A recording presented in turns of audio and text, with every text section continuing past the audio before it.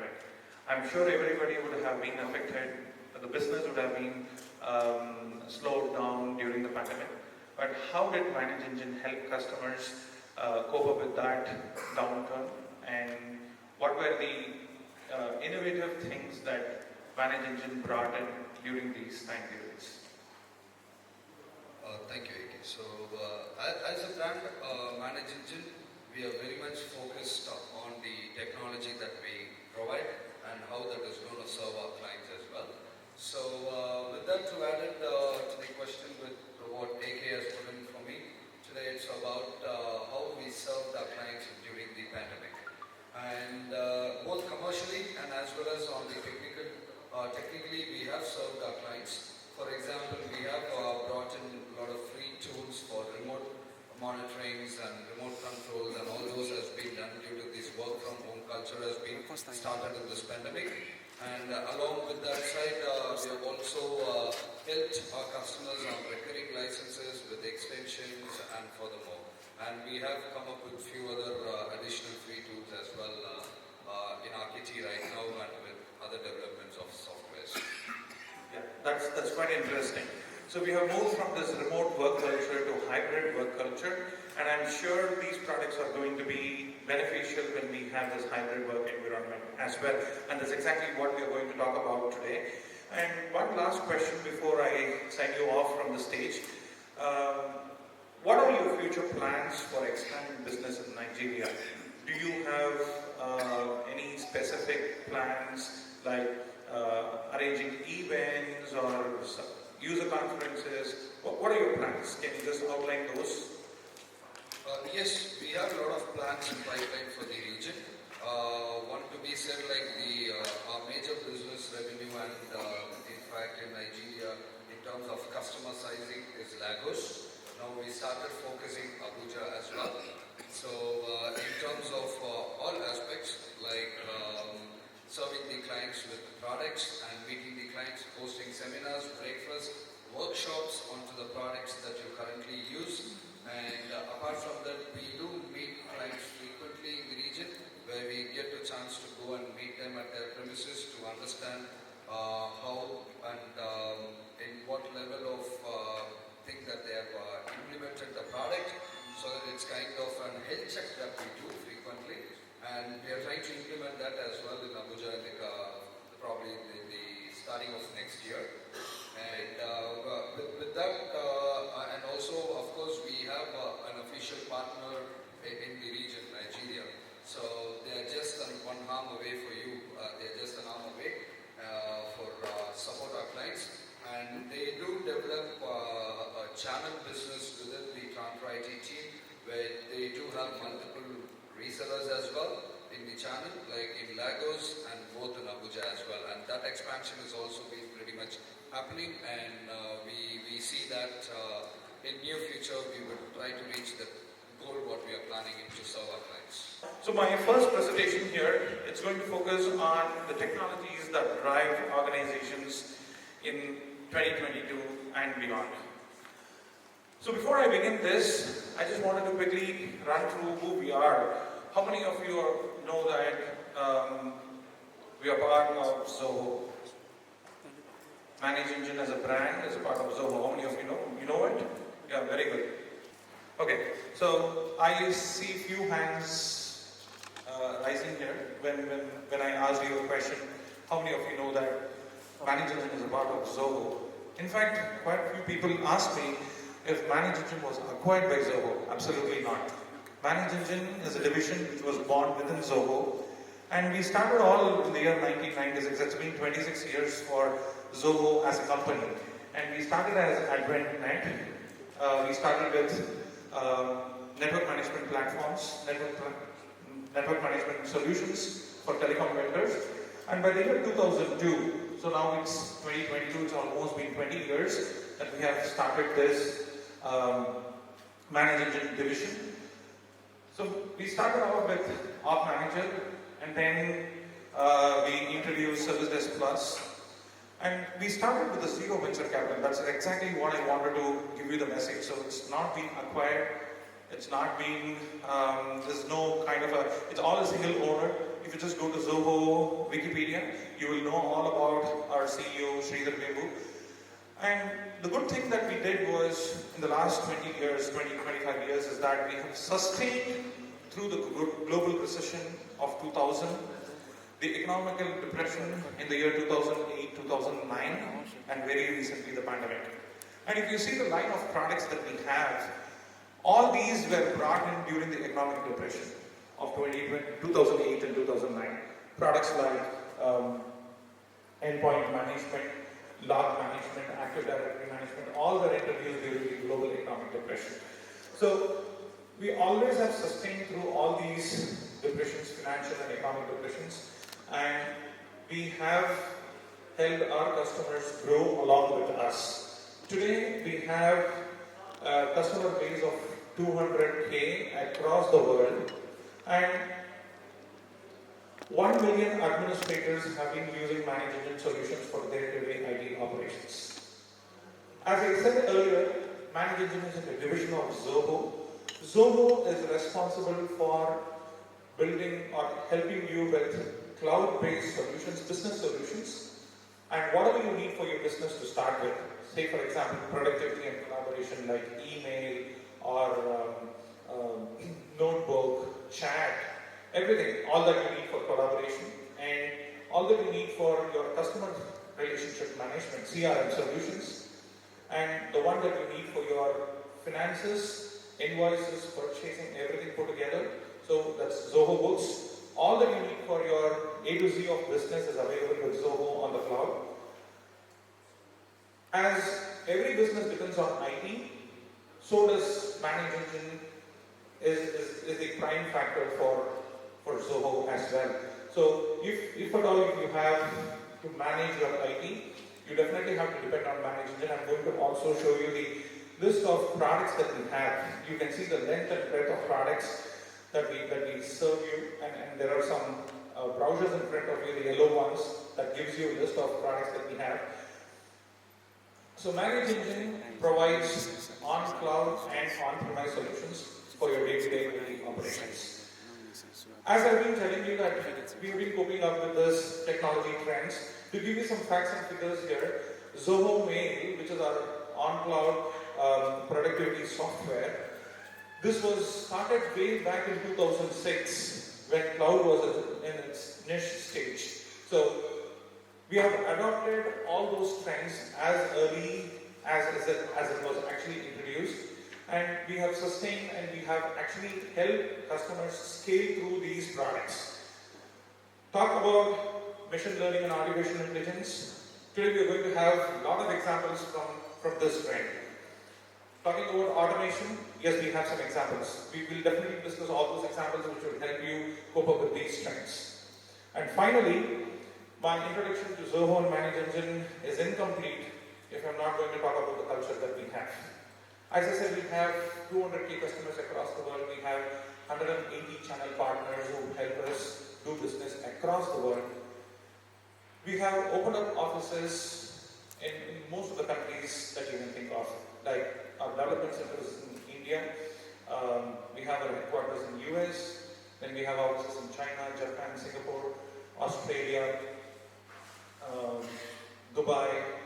We have opened offices in Lagos, South Africa, as well as in Kenya. We have offices in Brazil, Mexico, and then Netherlands, UK. So we are expanding our offices, global offices. We are expanding our offices to tier 2 and tier 3 cities. And talk to anyone in ManageEngine, they will always tell you that we have had 10 plus to 12 plus years of experience. In fact, I forgot to introduce the team here. The team here is young and energetic. They are all first-time visitors to Nigeria, and I'm sure the kind of hospitality that you have shown us will also be available for those first-timers. Can I have the team here, please?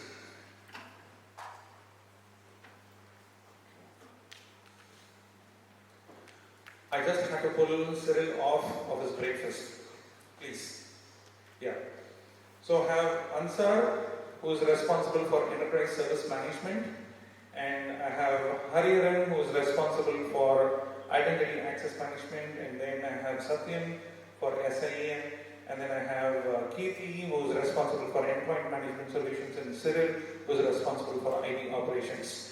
A round of applause for these guys, please. Thank you so much. And they're so good in their product solutions, in their products. You can ask them any questions. Just take left, right, and center, whatever you want to ask them on those domains. They're definitely here to answer you guys. Thank you so much.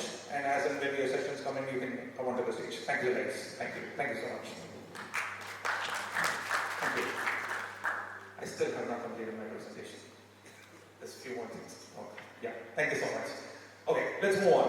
So, as we all know, for any technology to be successfully implemented, people, process, and technology have to go hand in hand. And there are 5 key elements that you have to focus on, like leadership and skill, products, continuous development, flexible operations, and scalable architecture. So what do I mean by all this? So any technology has to be driven from a top to bottom approach. And organizations have to focus on products instead of projects. So the lifetime of a project is completed once, or is closed, the project is closed once the lifetime of a project is completed. So you don't have future developments on those projects. All you do is just bug fixes and that's it. You just have it stagnant. But that's not the case with products. You actually tend to scale your products higher as and when there is a customer demand or when there is a market need. So you tend to start your product with small and medium enterprises, and then as and when it scales up, as and when you have more customer features and things like that, that's when you actually extend it for large enterprises. With that, here is a checklist for a successful implementation of digital transformation technology.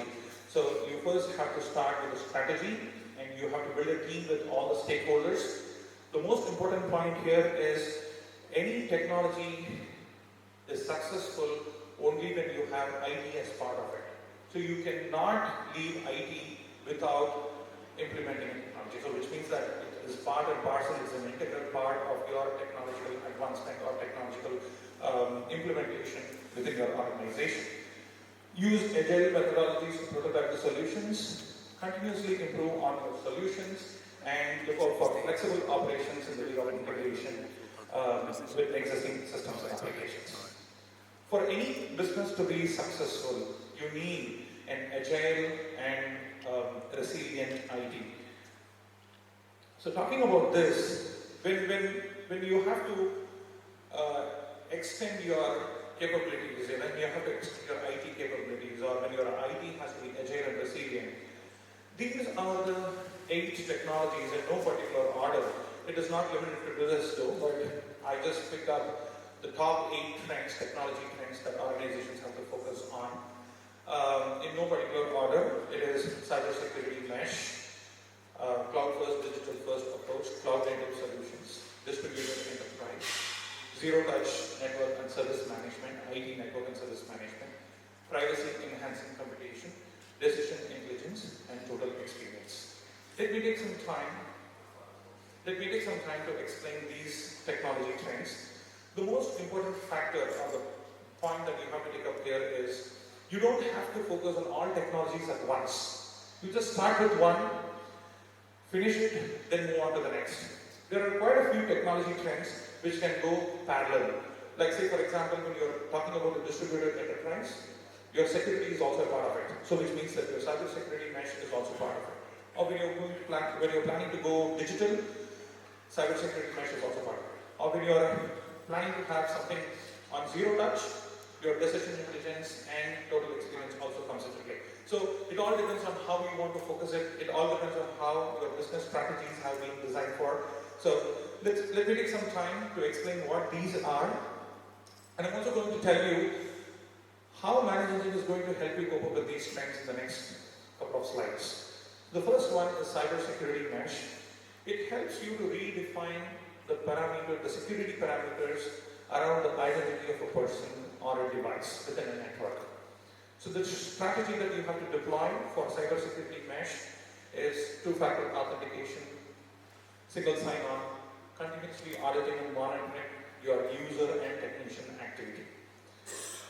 Talking about cloud-first, digital-first approach, organizations leverage the use of microservices architecture, and they actually help you implement all that you have to go digital. Cloud native solutions, if you're running low on infrastructure costs, or if you have to cut down your operational expenditure or capital expenditure, that's when you probably want to look out for IT solutions which are available on the cloud. So that's exactly what we call it as cloud native solutions. And as organizations go global, they expand exponentially, and the customer demands and hybrid work culture actually makes them move to a distributed enterprise model. Talking about automation, the next step to automation is zero-touch service. So let me give you an example here. Once you commission a device in the network, did someone say something? No? Okay. So, once you commission a device in the network, your network monitoring software should automatically pick up this device. It should associate it with the respective category.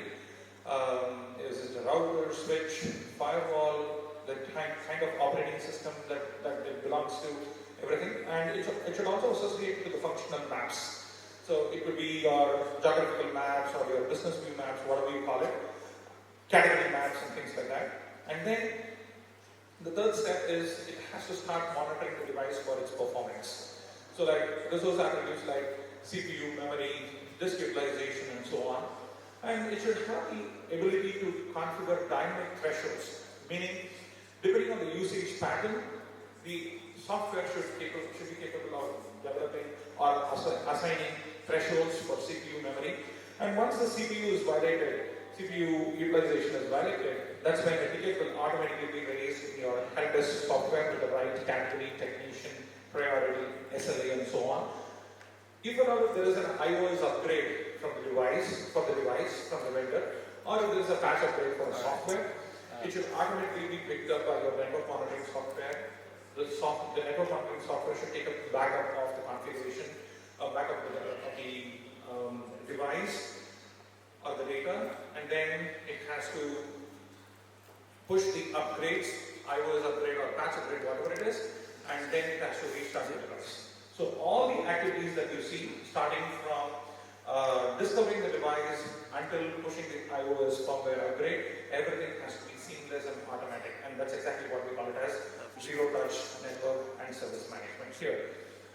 Talking about privacy-enhancing computation, we have quite a number of techniques like obfuscation, zero-knowledge proof, format-preserving encryption, communication anonymizers, and so on.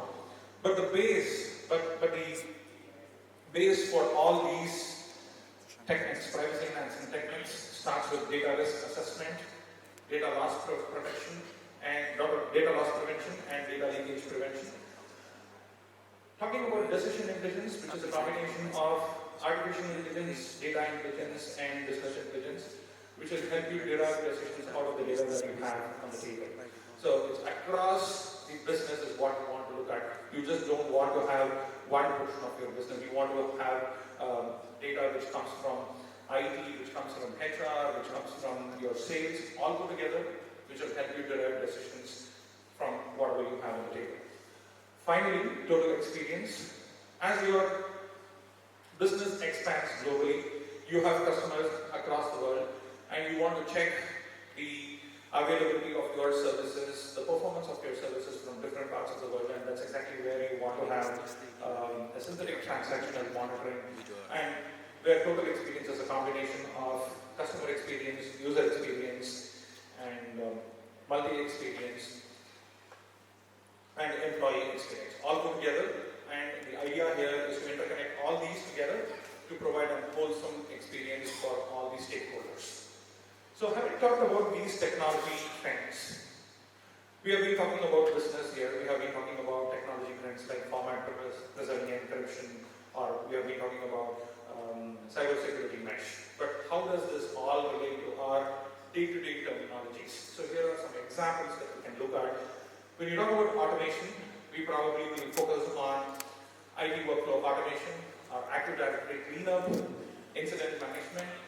When you talk about artificial intelligence and machine learning, we probably have to focus on UEBA, which is user entity behavior analytics, or privileged user monitoring and analysis, or you probably want to focus on service management, data analytics, cybersecurity. You have a whole bunch of examples here like application control, device control, browser control, XDR, SIEM, SOAR, and SOC. So for all those examples that you see here, if you are looking for a vendor who can provide these examples as solutions to you, that's exactly where ManageEngine comes into picture. So here is the list of software that we have. For all those line items that you see here, Active Directory cleanup or service management, we have a software that will help you deal with this. So let me just take some time here to explain or to give you some legend on this slide. So here is the list of portfolios that we deal with within IT. And quite recently we introduced this low-code, no-code app creator. In case if you are in need of a portal, or probably you don't know how to create it because you are not good at Java, you don't have the bandwidth to even develop a software all by yourself, or you have to do or you don't know how to compile the Java classes and things like that, that's when App Creator is going to help you out. One typical example that I can give you is you want to move an asset from one location to the other, and you probably need a portal for it. So you can build your own form. It's just a drag and drop functionality which will help you create this form, and it's as easy as you can think of. You can build your own workflows, and you can integrate with other technology solutions that you have. And all those that you see with an asterisk here, this one, and this one, these are all unified solutions. In the sense that AD360 is a combination of AD Manager, AD Audit, AD Self-Service, Exchange Reporter, Recovery Manager, and M365. The ones that you see with the green highlighted text, they are available on cloud and on-premise. The one with the yellow highlighted text are available on cloud. And the next slide gives you all those products which will help you cope up with those technology trends. So, I've been talking about, a couple of slides ago, I was talking to you about cybersecurity mesh, our cloud-native platforms, distributed enterprise, zero touch, privacy enhancing computation. So you can see all those solutions from ManageEngine which will help you cope up with these trends. So it's quite easy. All that you have to do is, once you have PAM 360, Log 360, AD Self-Service, and UEM from us, you are a step ahead of your competitors, or you are a step ahead in implementing cybersecurity mesh.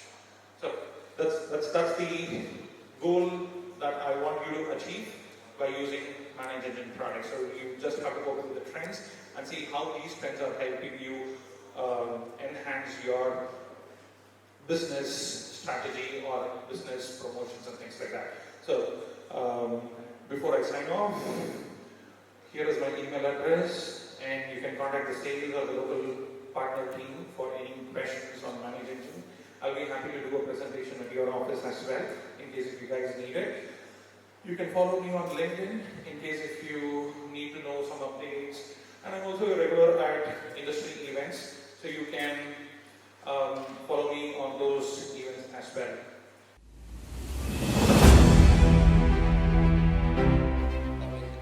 Hope everyone can see my screen, isn't it? Maybe people sitting at the back, can you see it? All okay? Cool. Thank you so much. And yes, my name is Ansar. I'm from ManageEngine ITSM department, and I've been part of ManageEngine for about 8+ years now, conducting implementations, demonstrations, and presentations for the team. This is my first trip to Nigeria. We were quite excited, and yes, we all were talking about this place yesterday while we were back to our hotels from the airport, and we were all like, this place, maybe planning to explore tomorrow after this event, more happily. And yes, so getting into this, ITSM, IT Service Management. How many of you are aware of Service Desk Plus cloud product here? Because while AK was talking, he also mentioned we offer cloud and on-prem solutions. So Service Desk Plus, yes? Thank you. So Service Desk Plus comes in 3 editions. Standard, just a help desk ticketing tool. Professional, that has an integrated asset management solution. And we have an enterprise that includes change, release, CMDB, project management, which is a complete IT software suite.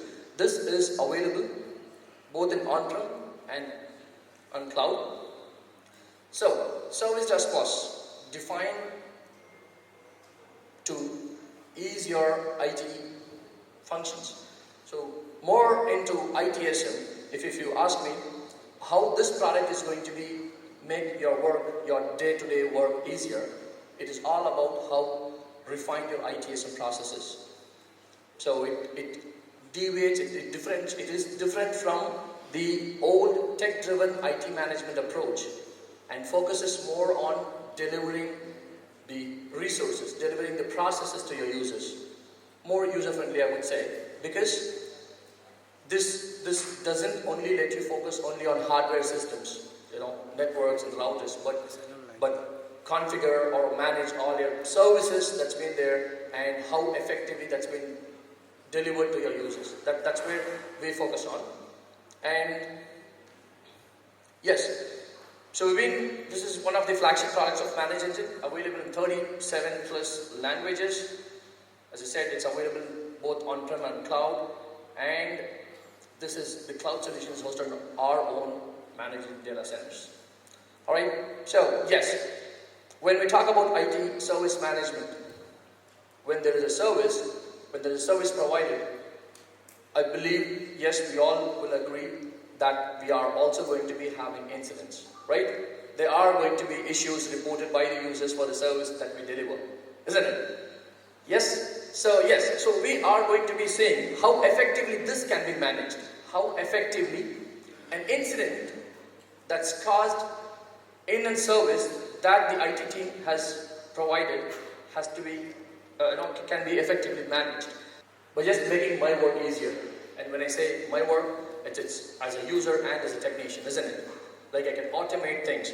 Like we know that by just getting out an email, by just sending out an email to the user or by just receiving an email from the user, all we are going to get is only a subject or maybe a one-liner telling that I have an issue, isn't it? And then you need to be probing that to the user, getting back and forth, having back and forth conversations, and then getting to an idea where exactly the issue lies and what is being affected, isn't it? What if I tell you, all this can be automatically captured, all this can be automatically, automatically filled in, where I just want the user to be selecting a particular form or a request template. That's going to make all our time easier. It's going to be helping me in understanding the issue without having to sending him back and forth email responses, right? So we have inbuilt templates that is built on the best practices of ITIL framework that we think it's going to be satisfying all the user needs when he comes for help, when he is going to be reporting an issue, right? When he logs into the application, yes, he's just going to be filling out a form, or I don't want him to even fill out a form. I just want him to select a particular form if it is going to be an issue that is going to be reporting corresponding to a hardware request or a software request. I just want him to be selecting a particular form and the rest is taken care by the product. 2 things that we're going to be getting here. 1, getting rid of all this paperwork, all those email systems, and second, the time that's taken to identify the issue is minimized, right? But this is the standard setup that you all would have known, already. Let me tell you this. What if I tell you that all this can be captured and handled or managed within the product by not even letting the user sign into the application, by just making him send out a command or a chat request and creating a ticket out of it. The IT team had so many challenges in setting this systems up or connecting, configuring VPNs, giving them access into the network and all that. In order to rectify that, we came up with an idea of letting the user communicate or configure the application or handle his requests and pending approvals within Microsoft Teams. How does that sound? Cool? Yes? I don't even want him to log into Service Desk Plus, or I don't want him to raise complaint telling that the product is not reachable or he's got communication issues and all that. He's got into Microsoft Teams. All I want him to be doing is click onto the particular chat window and communicate or look into his tickets, raise tickets or follow up on his existing tickets.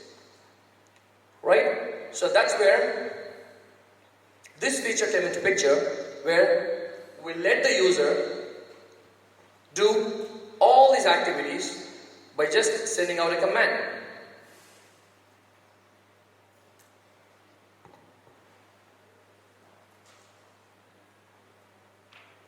So I just sent out an overview command that's going to be, and this is authorizing the users. This has an authentication tokens when you set up, and this is only going to be showing my own login information that I have inside the portal. So this is going to be showing my pending approvals or my pending tickets or all my pending tasks and reminders that I've configured in the application. Right? So when I wanted to click onto the ticket, yes, I go for it. Or if I just wanted to initiate a quick chat with the technician, asking him some questions, or I wanted to create a ticket, rather than calling him, rather than logging into the application, I simply chat with the technician. So this has been handled in the backend with all these plugins and API calls, and it is just going to be deployed in one single go.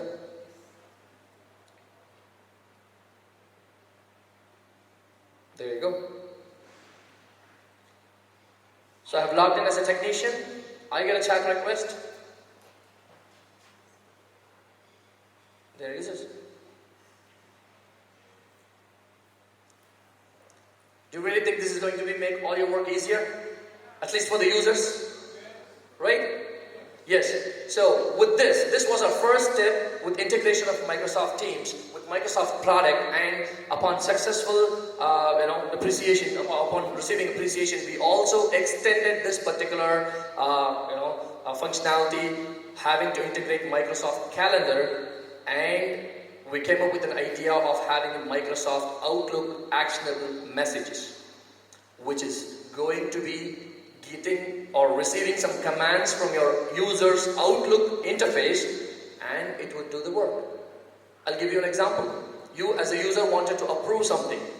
I have actionable message set. When it's an actionable message, it is going to be performing some actions. So I have some defined keywords which I want you to be using being in your Outlook, and that's going to be doing the work without me having to get into the product and look into it and approve it.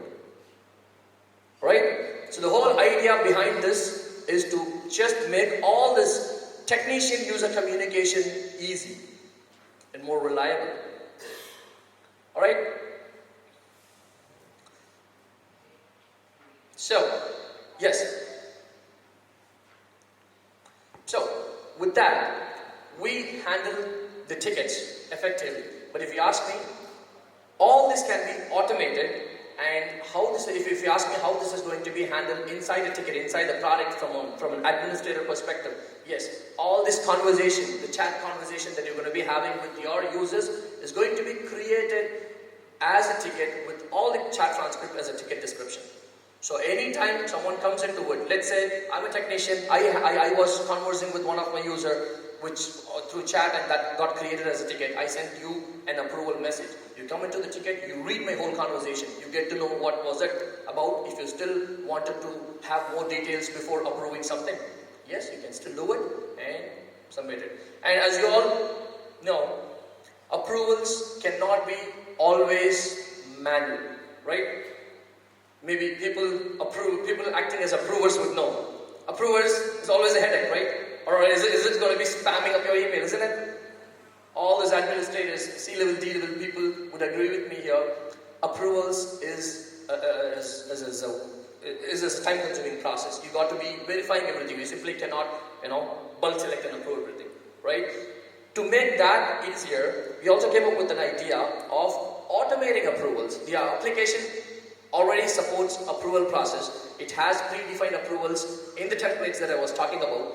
It's part of it, and there are a lot of approvals that you can configure.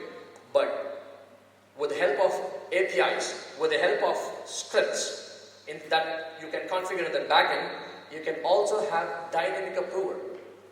I have 5 users added as approvers, and I have defined an approval flow. But what if one of my users is not available, who's going to be playing a vital role in the approval process, is not available? I want that to be dynamically moved to another technician or another user. Now, in another case, I have a category set, and based on the category or the keywords that I've used, I have a defined approval process set, and it is going to be sending out approvals for the users. But when the technician decides to change the category, maybe he would have marked the category by mistake, or he would have entered a different priority, right? An incorrect priority. When I want him to be changing the priority, I want a different set of approvals to go through. Within the same template, I have, when this, for a particular priority, I want 5 people to be sent as an approvals. When if it is a different set of priority that's marked in the ticket, I want different new users to be sent with approvals.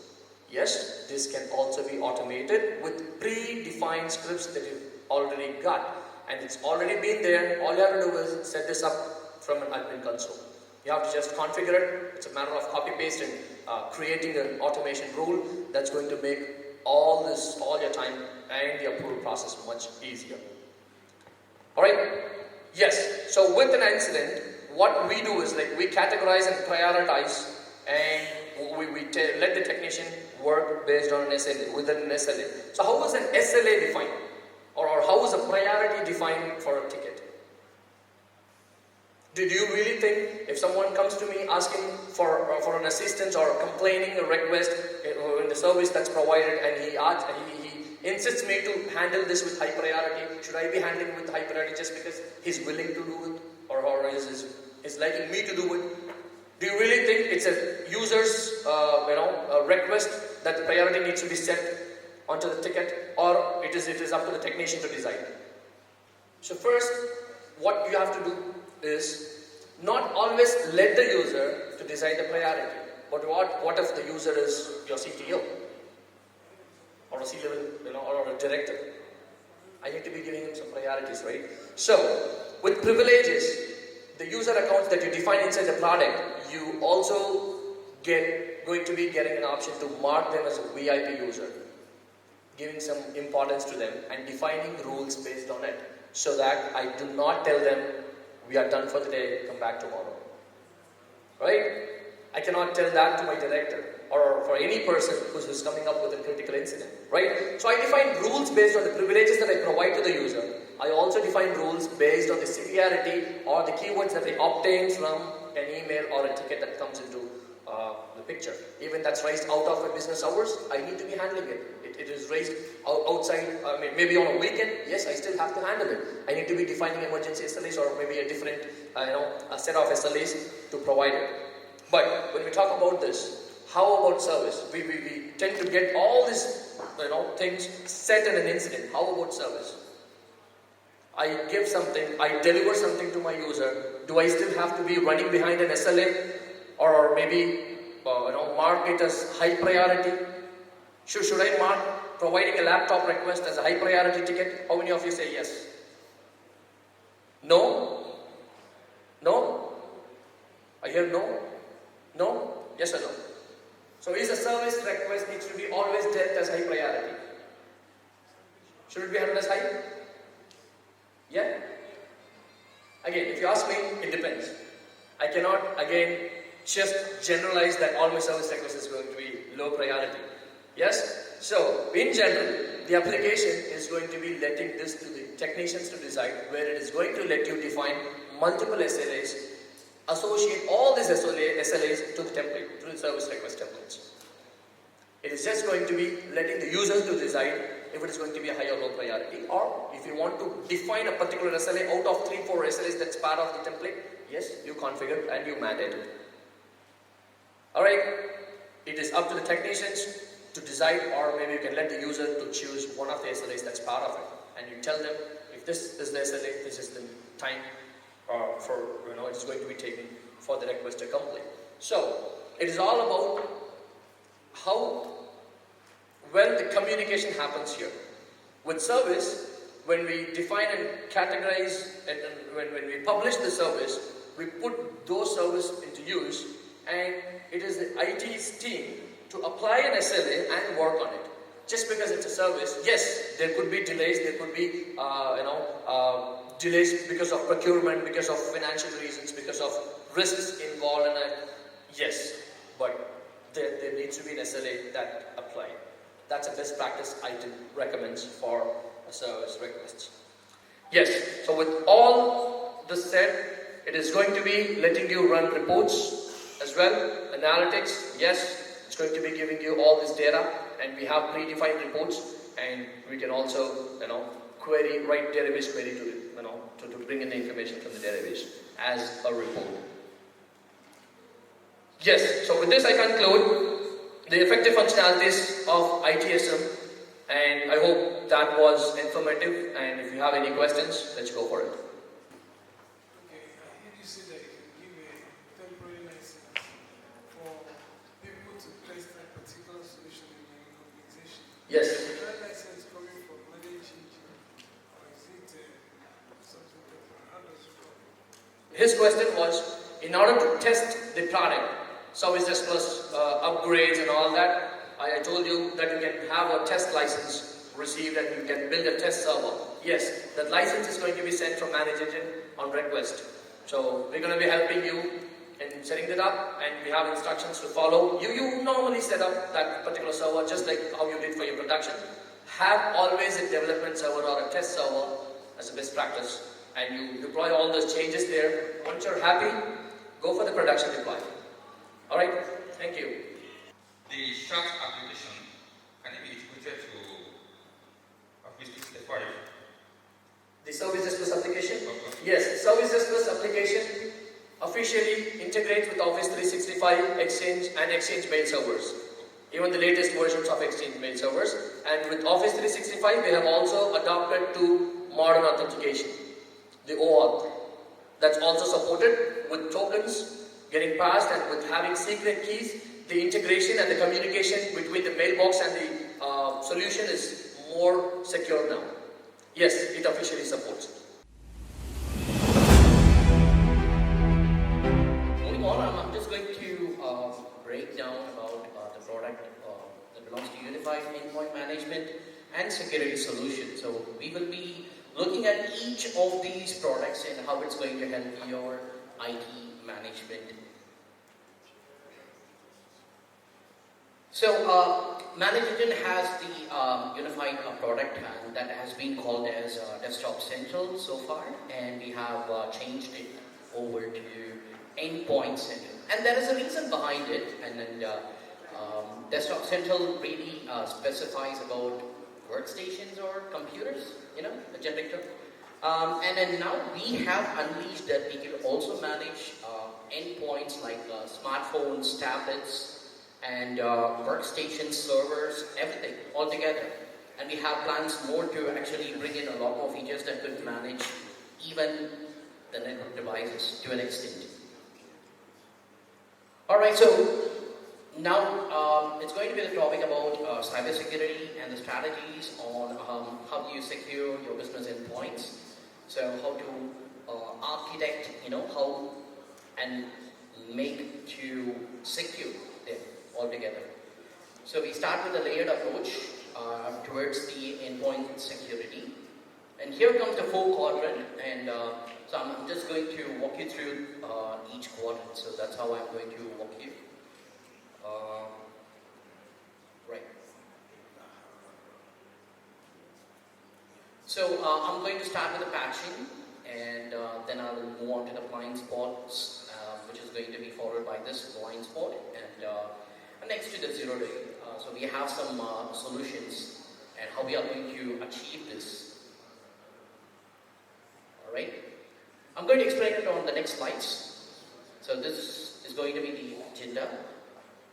So we are going to find out what are the known and unknown vulnerabilities and how we are going to respond to it, how to ensure that the network and the complete endpoint segments would be secured. And followed by that, we will have securing browsers from web attacks, and the most used the tools, and you could name out the browsers. So browsers are very more critical and very more essential in any business that you can think of. So securing the browsers from the web attacks, which are much more common. So that we are going to look at. And followed by that, we have the exfiltration of the sensitive data. So sensitive data is going to be the key for it's going to be the, you can call it, that's what they look for, the hackers and everyone who exploits it. So we are going to look at how we are going to secure it and how we are going to attend this, and then, so it's about the business applications, how secure we can do it, and then we will find out this encryption strategies, what we have within the product. So this is going to be the agenda for this topic. So moving on, I'm just going to brief on this patching, the first quadrant. So operating system and third-party applications, that includes Windows, Macintosh, and also the Linux flavors. Right, both the workstations and the servers are very more critical in a business and organization. Right, so we are going to achieve this with these 3 tools. So starting with the patch manager list that was designed in order to upgrade or update the operating system and as well as the third-party applications. And we have vulnerability manager list that's going to assess the complete endpoints in your environment. So by assessing it, it would give you some insights on what are the vulnerable spots or the applications and how we are going to remediate it. So we have an automatic remediation as well as a manual process, and followed by that the desktop central, which is the endpoint central now. So the endpoint central could accommodate the above 2 tools. So I'm just going to take you to the portal so that you could actually see that. So this is where threats and patches that will give you an opportunity to detect what are the vulnerabilities, the recent vulnerabilities that has been detected, and you could also find out the CVE IDs. So we have our own database in order to find out what are the vulnerable detections, and we also provide remediation, so you could also see that. I'll show that on the next screen. And here comes the 0-day vulnerabilities. 0-day vulnerabilities are something that has been it has been announced by the particular vendor. So let's call it like Microsoft, if they find a 0-day vulnerability, they provide the solution and we actually show that. And you could also find the remediation activity or the action to be performed. So let me get into this portal, just a quick moment. So this will be the first stage of securing the endpoints, like patching and assessing the vulnerable tools and applications or the endpoints, as well as securing the browsers will be followed by. So you can also find out what are the ports that are used and which machines and instances that it has been occurred for the usage. So this is where system misconfiguration, something like we usually do not see the specifics of an endpoint. Sometimes we literally, we could see a Microsoft tool and we just ignore it because it's a Microsoft tool that is bound with the operating system. Probably they might use it or not, but still there are some misconfigurations. You cannot just leave it unconfigured, right? There should be some configuration to make it sure that it's only allowed to use it for the proper purpose. So we could also sense that, we could detect them, and we could also remediate it over there. So you can see that action, so this is where you would have the remediation task. And high-risk software could also help you in a part of securing the endpoints. and if you are hosting in a web server, and you could also find out some misconfigurations on it. So we have it categorized under the threats topic. Now here comes the patching. So we have the vulnerable options to detect it, and we do also have a remediation task. But associated to that, we have the patching concept. So every endpoint will be loaded or installed with an agent of this product. And this agent has an intelligence that it could detect what softwares that are running on it, what are the operating system version, and what is released in the market is something we have it synchronized. So we have a separate a database on the internet where each instance of the endpoint central will synchronize it and will show you what are the latest patches that are released. And you could also see how many machines are missing with that particular patch. And it's the IT admin's take whether we need to install it or update it. So based on the criticality, the severity is available over here to perform. Now, the patching can be manual. Long back before, a traditional concept is to just go to the particular machine, you just install all the updates, right? And later then we have given the option that the user could find the Windows updates automatically and they can install it. But how many of the times that we have seen which patches are really important? So there are a lot of things. It comes with Google Chrome, probably another tool, which is not necessary to install the patch. However, IT admins will know what patches are very more critical and how soon it has to be installed on the machines. It is very more important to secure the endpoints, and as an IT admin, you could perform the patching in two different modes. So here comes the deployment. So you could install the patches or enforce the patches to get installed manually, which is like I pick the particular patches and the machines. Now, I cannot do it for an environment of like more than 10,000 machines. So what would be the case? So we have an automation. The automation is well defined that I could pick based on a filter. So let's call it like it's an Apple, like a patch that we have it. So this Apple patch, I can choose it for which machines. And I also have a grouping within itself, within the product. So I can have one for Lagos and another one for Abuja. What if like I have a different a country, right? So I can also have a virtual segmentation and have those patches aligned to it. I will define the time frame when the update should happen, because I do not want to disturb the users when they are working. That's not the case. So we have a defined time frame, we can set it up, and you could also copy this like a template so that you can use it for a different batch of machines. So that ability is built in within this product. And so remember we discussed about a case where the users could automatically install the updates. It could include both the necessary ones and the unnecessary ones, or the more important and the non-important ones. So I can disable the automatic updates. So let's call it the Adobe must not be installed by the user, but as an admin, I can enforce the update on a defined time frame. So I can do that by disabling the automatic updates over here. So whatsoever the applications. So because Google Chrome or Adobe, those are the most common things, applications where you could find that there is an automatic updater provided by the app vendor itself within the software. So I can stop that to run on those machines. Instead, I will push it from this tool. So that's a concept over here of using this tool and a part of the patching and the vulnerable options. Now getting back to the previous slide. Now, we are moving on to the blind spot. We call it as a blind spot because it includes both the known and unknown vulnerabilities or the security misconfigurations. So, the unknown ones fall under the browser security and the network access control, as well as on the vulnerability management tool. So, you could also see the tools that would help us to resolve it as a part of it. So, I'm just going to take you back to the portal. I'll show you how and it is being defined. So a vulnerability, a known set of vulnerable options, you could find it over here as I showed under the threats. You could literally see what are the known vulnerabilities released. And we have the network access control, which I will speak about in a minute. And the browser security plus which is a part of the endpoint center. So this would help us to secure the browser. Remember, that was one of the agenda, the topics within the agenda. So securing the browsers is very more vital, and we have a variety of options.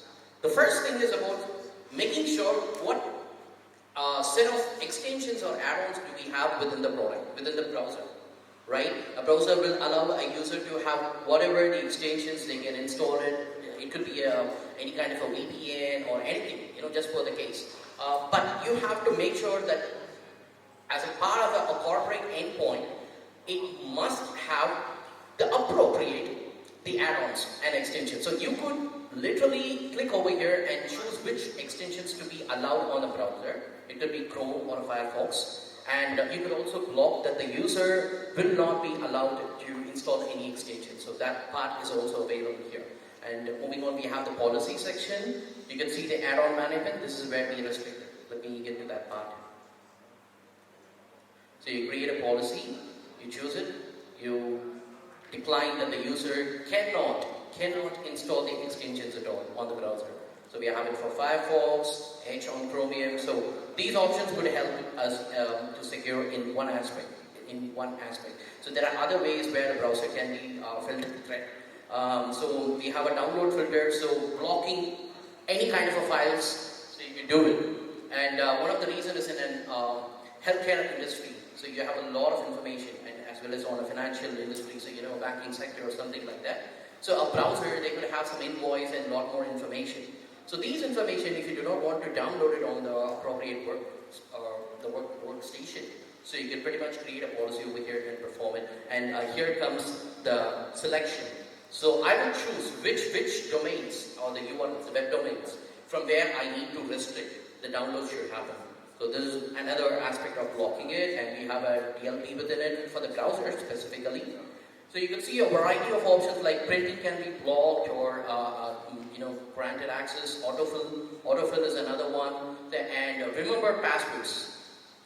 This has been very more common on a browser if you save a lot more passwords, that are very more important to the business and credentials. So there is a possibility someone could access an illegitimate a website, something that is not a valid one or a trusted one.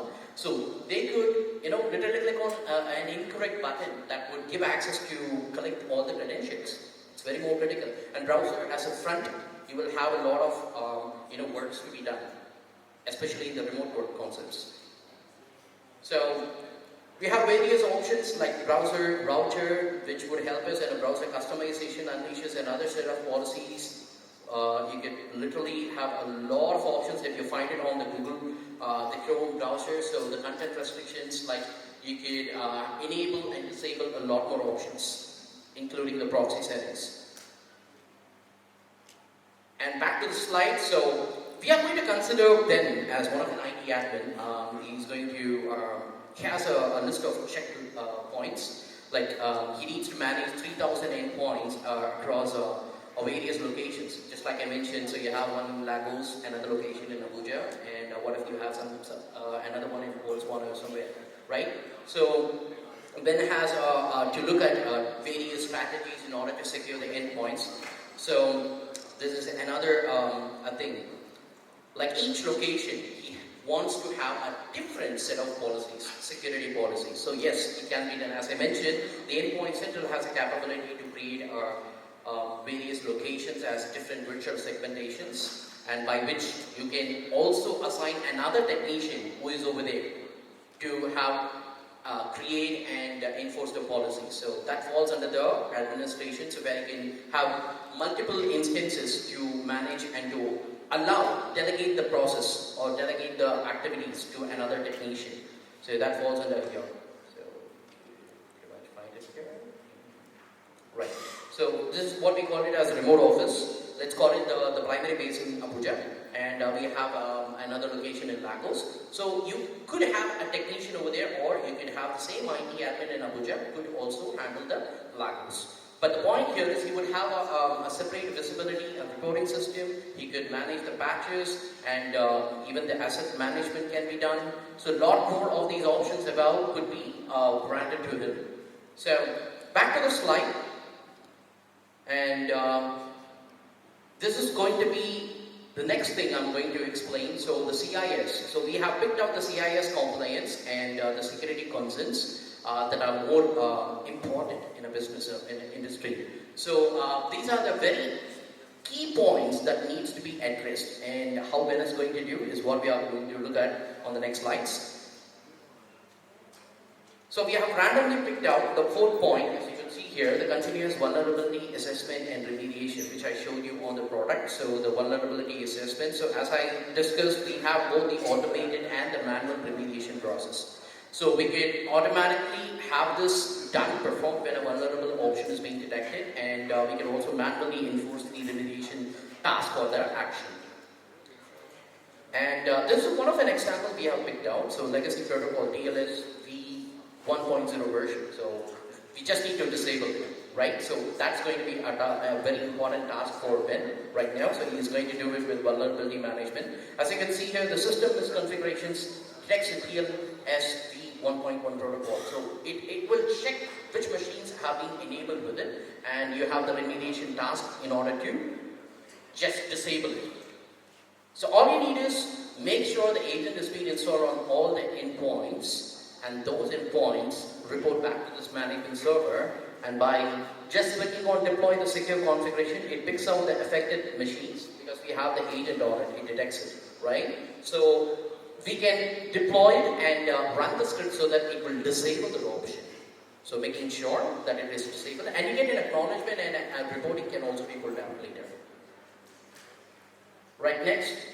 So it's going to be the browser security. So I'm just going to pick this one. The email and web browser protection. This is, again, what I showed earlier is on the product, and this is just an example to give you a better understanding. So why do enterprises need a browser security? The need of it, right?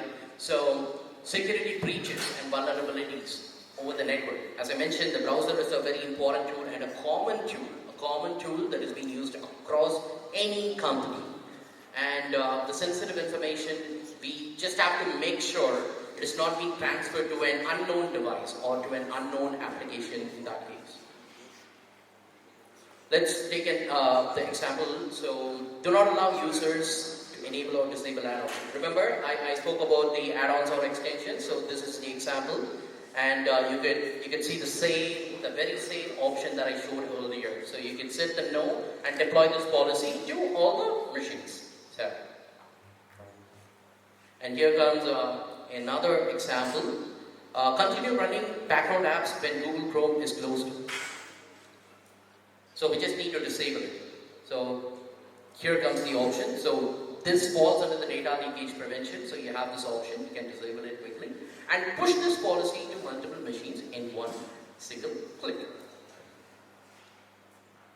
And I personally see that these browser settings are very difficult in terms of like Chrome and different browsers that you have it. You just have to manually do it or run a script. We are not sure if you are going to run a remote script using the PowerShell or anything. We do not get an acknowledgement, and we could not verify whether it got changed or not. So this tool would help you with the reporting segment, and you could also see whether it is being solved or not. And here comes the network access control. So this, I would say, we bought it in the start of this year. Network access control, it would help us to sort out these two CIS points: inventory and control of enterprise assets, secure configuration of enterprise assets and software. What we're going to do on this network access control is any machine that is joined onto the network, we are going to mark it as compliant and non-compliant. So that's the part. And here is the workflow on how we detect it. So this is the workflow of how it is being detected, a particular machine, whether it is being compliant or not, and how it is going to affect it. So in terms, if it is not compliant, so pretty much a policy will be run through on the machine, and that will make sure the policy is run and it is being compliant back. If it is not run, so it will try to again run it across when the machine is reachable back. So here we are. So this is one of an example that you could quarantine a machine. So whatever the machines that you have running on Windows 21 H2, I just want to mark it as non-compliant. So that's going to be the task for Ben now, right? So what he does is quickly go to he finds out the registry where it gets marked off 21H2. So registry is the very easiest place where you can find out whether this machine is updated to this particular version. So he marks it out, he gets this information. Once he gets this information, let's see how he's going to execute it. So he creates a policy. This policy is what it's going to help us, or Ben in this case. So he creates the policy over here, the registry value in this case. So he marks the registry value and he points it out the value over here. And once he generates this new policy, right, he rolls it out to the machines. And that will be a wrap for the blind spot, the questionable blind spot. And here comes the unaware but understand option. So the human dimension inside the thread, DLP, app control, encryption. So this would be the rest of the points that we had it on the CIS policies or the compliance. So here comes the 2 points. Inventory and control of software assets, access control management. So these are the 2 things that we have picked out from the CIS option. So let's see. In an enterprise, we have several machines spanned across various locations, isn't it? But I want to whitelist business applications so that would only be used on those machines, nothing else, right? So because they can have and install any sort of application which is non-productive, and they can use it. But by whitelisting them, those applications will only be available on those machines. Let's see them. So here comes it. So I will choose the vendor, which application that I'm going to choose it, and I will create this policy. Once I have this policy created, I can pretty much deploy to the set of machines. The set of machines, let me get to that product. I'll show it quickly. So the app control over here.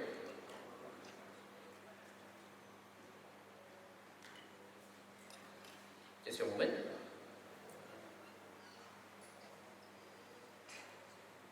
Right, so this is where I would create the applications. So the set of applications must be created first. Only then we can apply that to the devices or as a policy. So this is where we create the policy. So you can associate it to a group of machines that you define it. And the rest of the options which I'm going to disclose shortly. So this is what I'm going to show you on the next topic, which is removing the local admins. Why do we need to remove a local admin? That could be a very more helpful tool, right?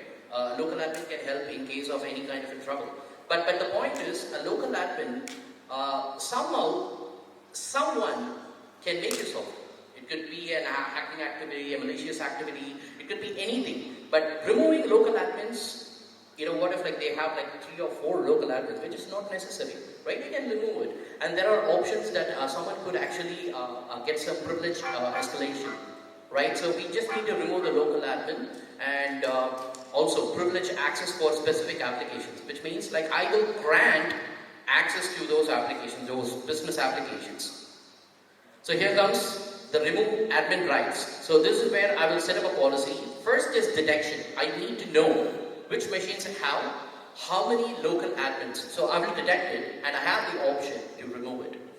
I could also set up a policy or add an exclusion that these machines does not need to remove it. So that's under the exclusion policy.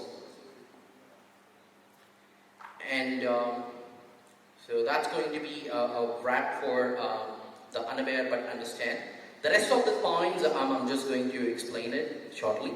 So these are the points that I'm going to explain, followed by that, the third quadrant. So the data protection, encryption, or I'm just going to pick the device intrusion. Device intrusion is let's take in a small company, right? A small company, small locations, probably, small offices. We have one admin who has to travel all the way from Abuja to Lagos.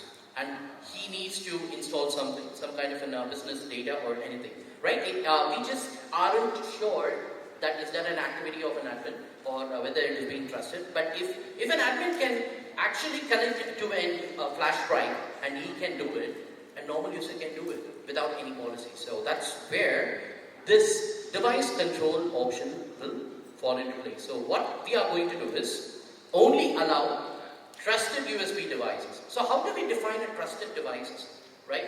The admin is having like a Western Digital, so I could also have one, right? Of the same model, even I can buy it in the market, right? How do we define it? So that's based on the vendor ID or the instance ID. Vendor instance ID is something like the hardware ID is going to be very unique.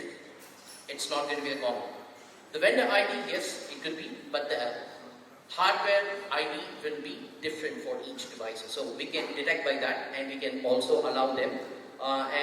This is going to be another section. So we can add another layer, which files are allowed to copy or transfer.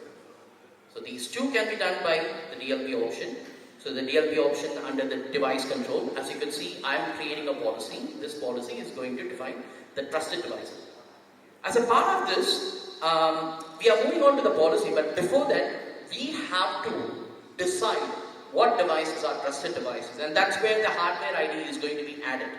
So whatever the list of IT admins are trusted devices, you will add it over here, and then you will create the policy stating that allow the trusted devices to all the machines, as well as add these policies. Like, I want to disable the auto run, and I could also, only allow the read-only permissions. So they do not need to actually transfer any files.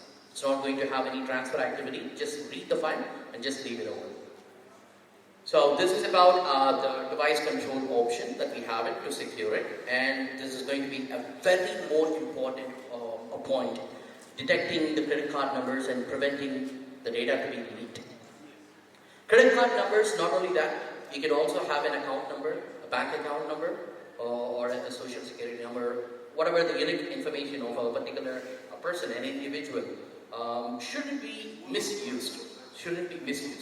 So there's going to be any file downloaded from my organization domain, which is, in this case, I'm picking an example of the corporate data. The corporate data, any files should be protected, right? So we are going to do it with the DLP option. So as you can see here, the DLP Plus would allow us, we have a set of templates, bank accounts, and we have a set of the credit card numbers, starting with a particular number series. So we have a bunch of templates, and you could also add your own template if you have one, which we do not provide it, and you could have them and apply it as a policy to the devices. Once you have this applied, what happens? So it will detect whether these files are there, and if these files are transferred,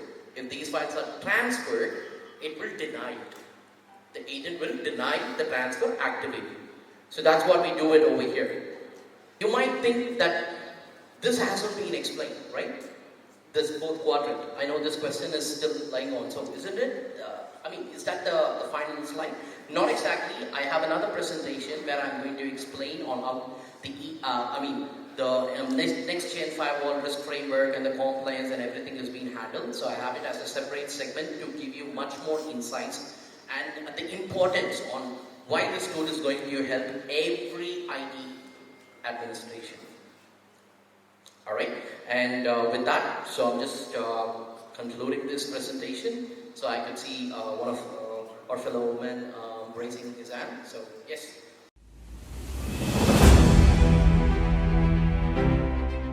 So, routine tasks that are automated, wherein you have 4 different categories here. You have users, computers, you have groups, and you have GPOs.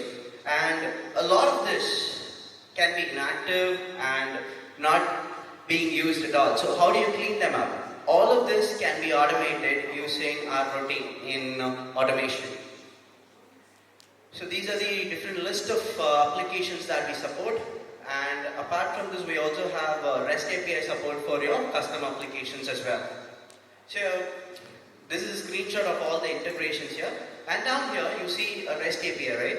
So with this, what you could do is, you could do all these functions. So any solution that you have can send a REST API command using these here, and we will automatically do user boarding, user onboarding, offboarding, access management across multiple directories. So everything can just be automated, and the tool will do the rest for you. So as we spoke earlier about the cleanup. So cleanup is not just a single task. First thing, I come to know a user is in this notice period. So he's going to serve the next 60 days and then he's going to be out of the company. So what I can do is, I can have my HR give me the list and put it in a shared folder. And with that, I can go ahead and I can create a automation policy that will go ahead and first delete the mailbox, revoke his license, and also delete the user. So here's a screenshot of how the scheduled automation works. We have a couple of options here. So this is a user creation. So you can either get it from the location of the CSV here, or you can integrate a database and you can get it. And once the list is populated, automatically the user creation tasks will happen. So you can get data from CSV, Oracle, and all of this is supported. Or even a REST API call, as I told you, using the integration, that also supports a creation, and from there an automation can be triggered. And I was talking about delegation. So how many of you have heard this? Too many cooks spoil the dish. Right? Not everybody can do the same task. So this is what we propose. One super admin, and the super admin is going to delegate tasks to multiple users for what they need to have access to. Not just everybody having access to everything. So this is how delegation is available in our application. So you can see here that you have direct users. You can also add delegation to groups. So it is very simple, guys. You don't have to touch your AD or delegate any privilege in AD. One single super admin account, a service account with the domain admin credential is enough. And right from here, you can delegate granular permissions to what the user needs to have access to. Say, here I've set up an example for user creation. So he has access to create bulk users, and even there he doesn't have access to create all the attributes. I can choose what attributes he will have access to for a user. So any person who wants to create a user, say you hire an IT help desk technician today and you want to give him access to user creation, all that you need to do is create a technician for him in AD Manager and assign this role. So you create a role, say I want someone for an IT help desk technician, I want for a HR technician who can log in and create users automatically. All these roles can be granularly defined and assigned to users to whom it has to be done. So you don't have to touch your AD is very clean, no excess privilege given directly on the Active Directory. All privilege lies only within AD Manager. And all of these tasks are going to be done by one single account, which is the service account that you're going to configure here. Pretty simple. No access to AD, no security vulnerabilities. The next interesting thing that we're going to discuss is authentication. So, what is authentication, guys?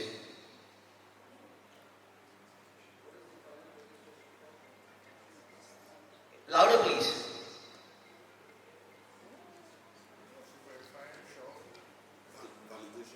Validation, okay. So, as we discussed at the beginning, admin at 1, 2, 3. And not just that, even if you're having a complex password, it is not that difficult for someone to hack it. That too with the amount of resources and technology that is in place today. This is the list that I've got that shows you how long it takes for someone to get access to your password. And look at these numbers, 0.3 milliseconds,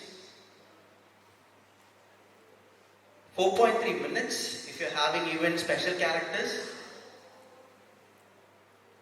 6.8 hours for a 6-length password and using special characters. Isn't this alarming? So ask yourself the question, how secure are we? How secure is our resources? How secure is our information? How are we going to mitigate this? Any suggestions? How many of you have deployed methods that actually can help you overcome this thing?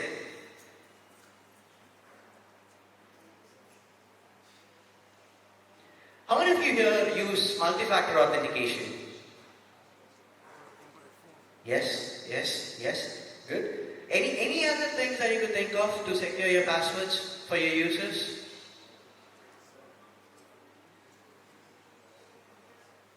Alright, so I'm going to give you a few tips to take away from here.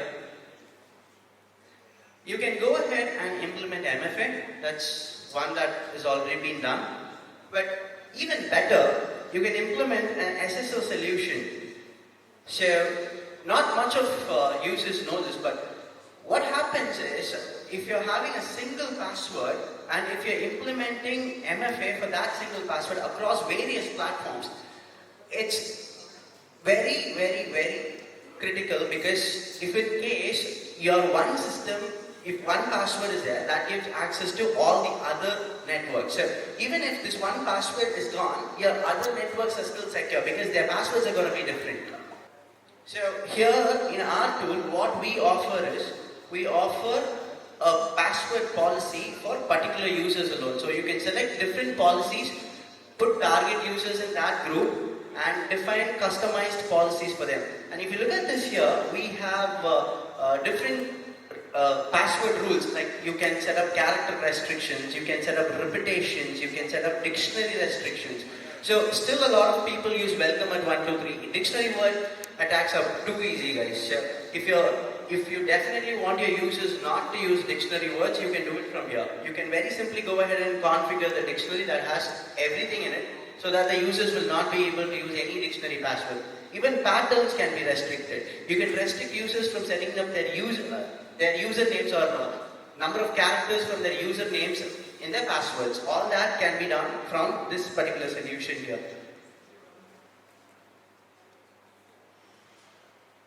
And another complexion that our IT help desk people have is to let users know what their password policy is, how complex it has to be. How many of you have got service desk calls here asking you that, hey, I'm not able to change my password? 23% of most of the help desk calls is about password reset and change password or account unlock, because they would keep trying the same password again and again. That gets their account locked up, right? So all that, you don't even have to move an inch. You just have to go ahead and give them access and they can reset their own passwords. That can be achieved using AD Self-Service Plus. And even to prevent it, if you want the users to actually set their own password with complex rules, you can go ahead and show them right here on the logon screen when they do the change password. And as and when the requirement is met, it gives you a check mark here as well. So users will not be confused of what they are missing out. And they can go ahead and change their passwords without troubling the help desk technicians. This is one of the checklists that I got it from the internet, where you can see what are the different criteria that needs to be satisfied for a secure environment. So if you have a look at this, we would have mentioned about some compliances that needs to be mandated, and to prevent yourself from cyber attacks, you could go ahead and enforce secure logons for your remote login attempts and all that. So how are we going to achieve this? Is it easy, complex? How many of you have already deployed it? Yes? So when you're doing a remote login,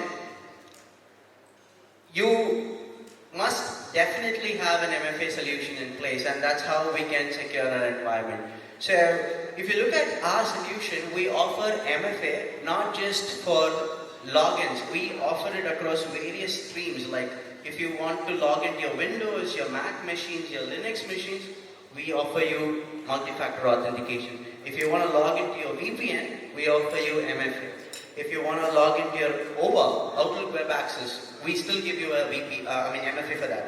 And if you want to log into any of the other enterprise applications, anything that supports SAML or OAuth, which is the deal of the day, and most of the enterprise application does support SAML and OAuth, alright? So any of the application that supports this can use our MFA feature, and you can secure them. And if you look in here, these are the various industry standards MFA authenticators that we support. So there's quite a lot here. Anything that you have already deployed in your organization can be configured in AD Self-Service Plus, and you can use this as an MFA authenticator. You have DO, well and good. You can integrate DO here, and you could go ahead and configure MFA for all your solutions using Geo. If you already use Microsoft Authenticator, we do have it here again. If you want to do it the classical way, security question and answers, we still have that.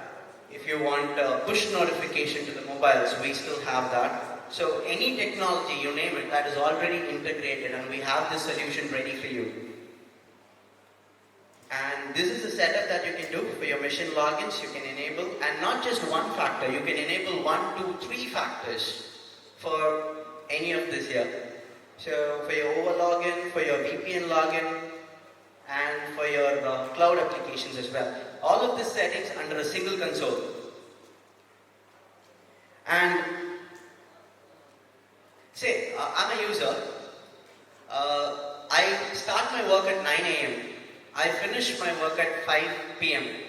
Do I have any necessity to log in and access my resources at say 11:30 or 12 at night? No, right? And if I still have access to my resources at that time, that is again a security breach, right? How many of you agree with me on this? So that's the reason why we got in something called as conditional access. So once you enable this conditional access and implement MFA, users can only log in based on business hours that you define, if you want, of course, or they can only log in based on IP restrictions, device-based restrictions, or even geo-based locations. So there is no necessity for my employee to log in from a different country, right? So they'll have to log in from Nigeria anyways. So if they're logging in from a different geolocation, I can still block that based on these rules here. So I can set up at what time or which geolocation and how restrictive I can give my access to users. That can be defined using this tool, using MFA as well.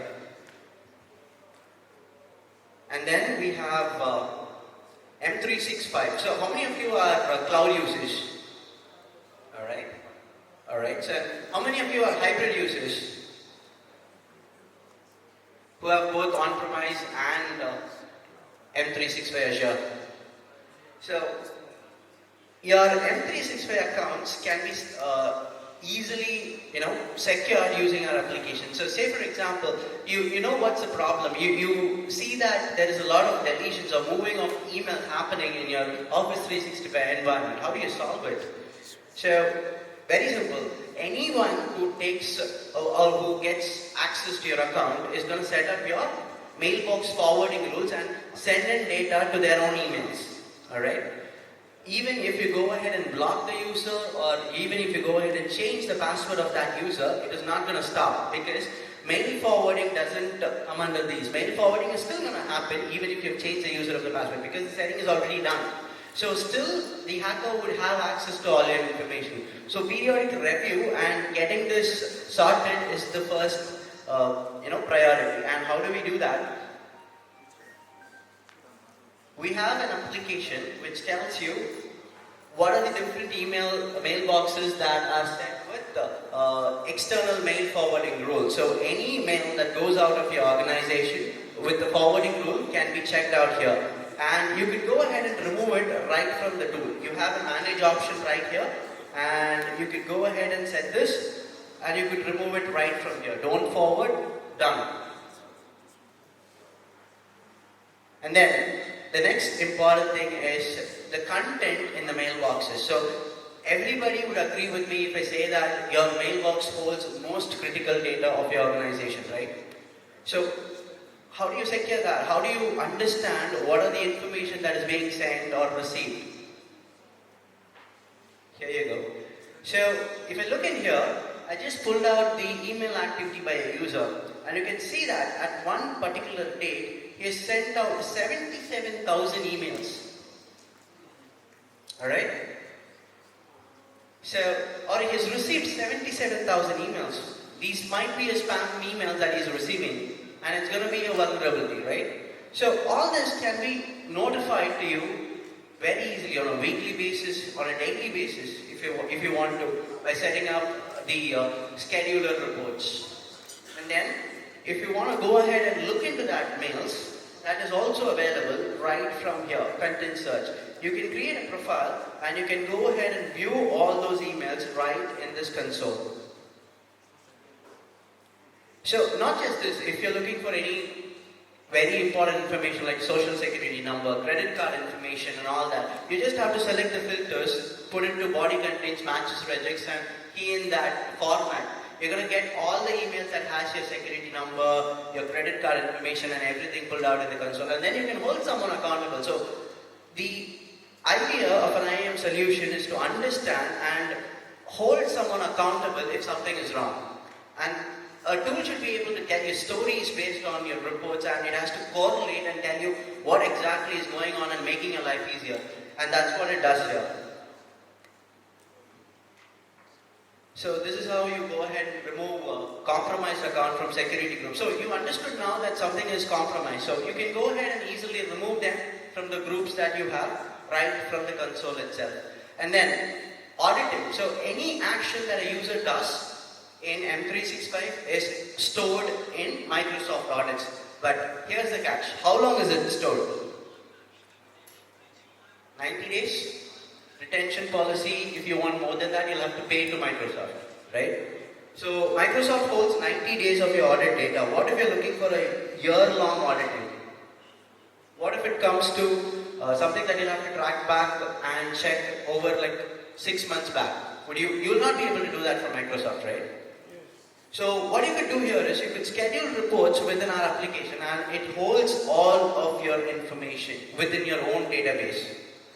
So anything that you want to trace back, anything that you want to look into and hold someone accountable, that is possible using our application. So that's a complete 360-degree of your entire management. So every aspect of it is covered. User onboarding, offboarding, your authentication, your audits, everything is covered in here.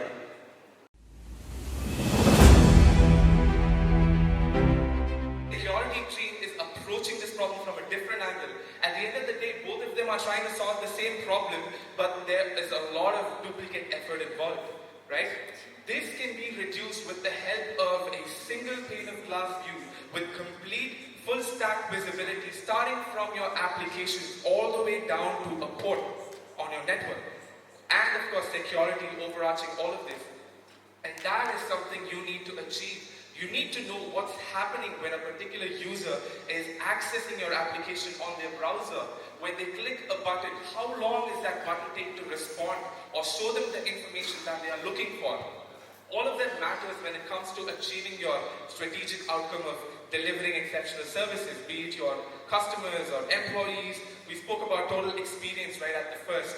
So all of that comes into play here, and for you to ensure that you're able to drive these outcomes for your organization, you need full stack visibility. Alright? Now how can you achieve full stack visibility? I'm going to share with you 4 critical components to achieve full stack visibility. Number 1, instrumentation. It's very plain, it's simple. Instrumentation is simply collecting all of that data from your complex ecosystem, right? And your critical resources have to have streaming telemetry or real-time data getting pushed to your monitoring solution, and your non-critical resources can have different intervals, right? So you need to collect all of that information for you to have visibility, and that's a no-brainer. I'm sure most of you already have tools in place, or traditional monitoring and management tools in place to get all of that information. Number 2 is data correlation. So now you have all of that data. You cannot, of course, data correlation has its limitations, and I'll come to that, but data correlation simply allows you to identify and correlate between, okay, so this particular metric has gone down. Let's take CPU utilization, that there's a spike in the CPU utilization on a particular server that's running a critical application, and because of that, the application could be slow, right? Or the response time could be slow. So that is data correlation on a basic level. But going back to the complexity that we are facing, it's very hard without an alternative or an enhancement or an augmentation to data correlation. And that is where AI Ops comes into the picture. Artificial intelligence for IT operations. That's where AI Ops comes into the picture. How many of you have heard of AI Ops? It's where the IT operations management market is headed. It's what you need, and we will talk about that shortly. Because what AI does is it analyzes all of this data that you're collecting.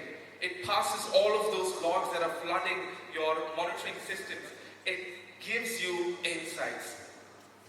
That is something you need. You do not want, let's say there's a problem, you do not want to be sitting and going through all of that data. You need insights. And that is where traditional monitoring solutions lack. Whereas AI-powered solutions are able to process all of that data, crunch all of those numbers, and give you insights based on which you can take action, right? There's of course incident response based on an AI recommendation. You can trigger an automated resolution or a rollback or a script execution to fix your problems. And you can also integrate with your IT service management tool that will again enable you to resolve your issues automatically, right? And again, incident response covers automation with APIs and webhooks. So all of that information from your monitoring system is collected. The AI model processes all of that information and automates certain actions for you to troubleshoot issues, thereby enabling you to achieve full stack visibility, giving you insights, and making sure that it allows you to achieve a self-healing IT operations environment with minimum manual touch, right? So let's talk a bit about AI Ops. What exactly is AI Ops? To put it simply, AI Ops will let you sit like that in your office. How many of you want to do that? So it just reduces all of your trouble. The definition of AI Ops as defined by Gartner is that it is a solution that combines all of that sensory data that you're collecting from your IT environment, applies machine learning and mathematical models on top of it, processes all of that information, and gives you actionable insights. Right? Now, again, Cyril, hold on. Why are you telling me about all of this? What is this AI Ops? I will tell you why you should actually look into AI Ops if you haven't already considered it. And there are two sides to this response, right? Number one is AI Ops helps IT organizations shift from a reactive approach to a proactive approach. Even today, most of the issues that IT organizations are resolving are reported by end users. You do not want that in your organization. When top companies are doing that, they are doing that because they want to stay ahead. They want to stay in the market, right? They want to stay competitive. And for your business to stay competitive, you as the IT organization need to look to these technologies, right? And AI Ops will help you move from a reactive approach to a proactive approach. And number two, of course, as already understood, it will allow you to achieve your strategic outcomes much faster, and that puts you ahead of your competition. Number three, it eliminates all of that complexity from distributed ecosystems, right? Distributed IT environments. It gives you complete visibility so that you as the IT leader need not go down into the nitty-gritties to identify a problem.